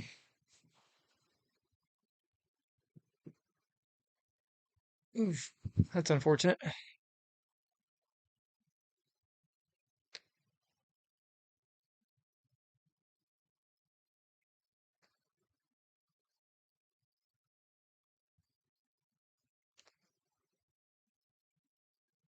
Yeah, I guess it tanked.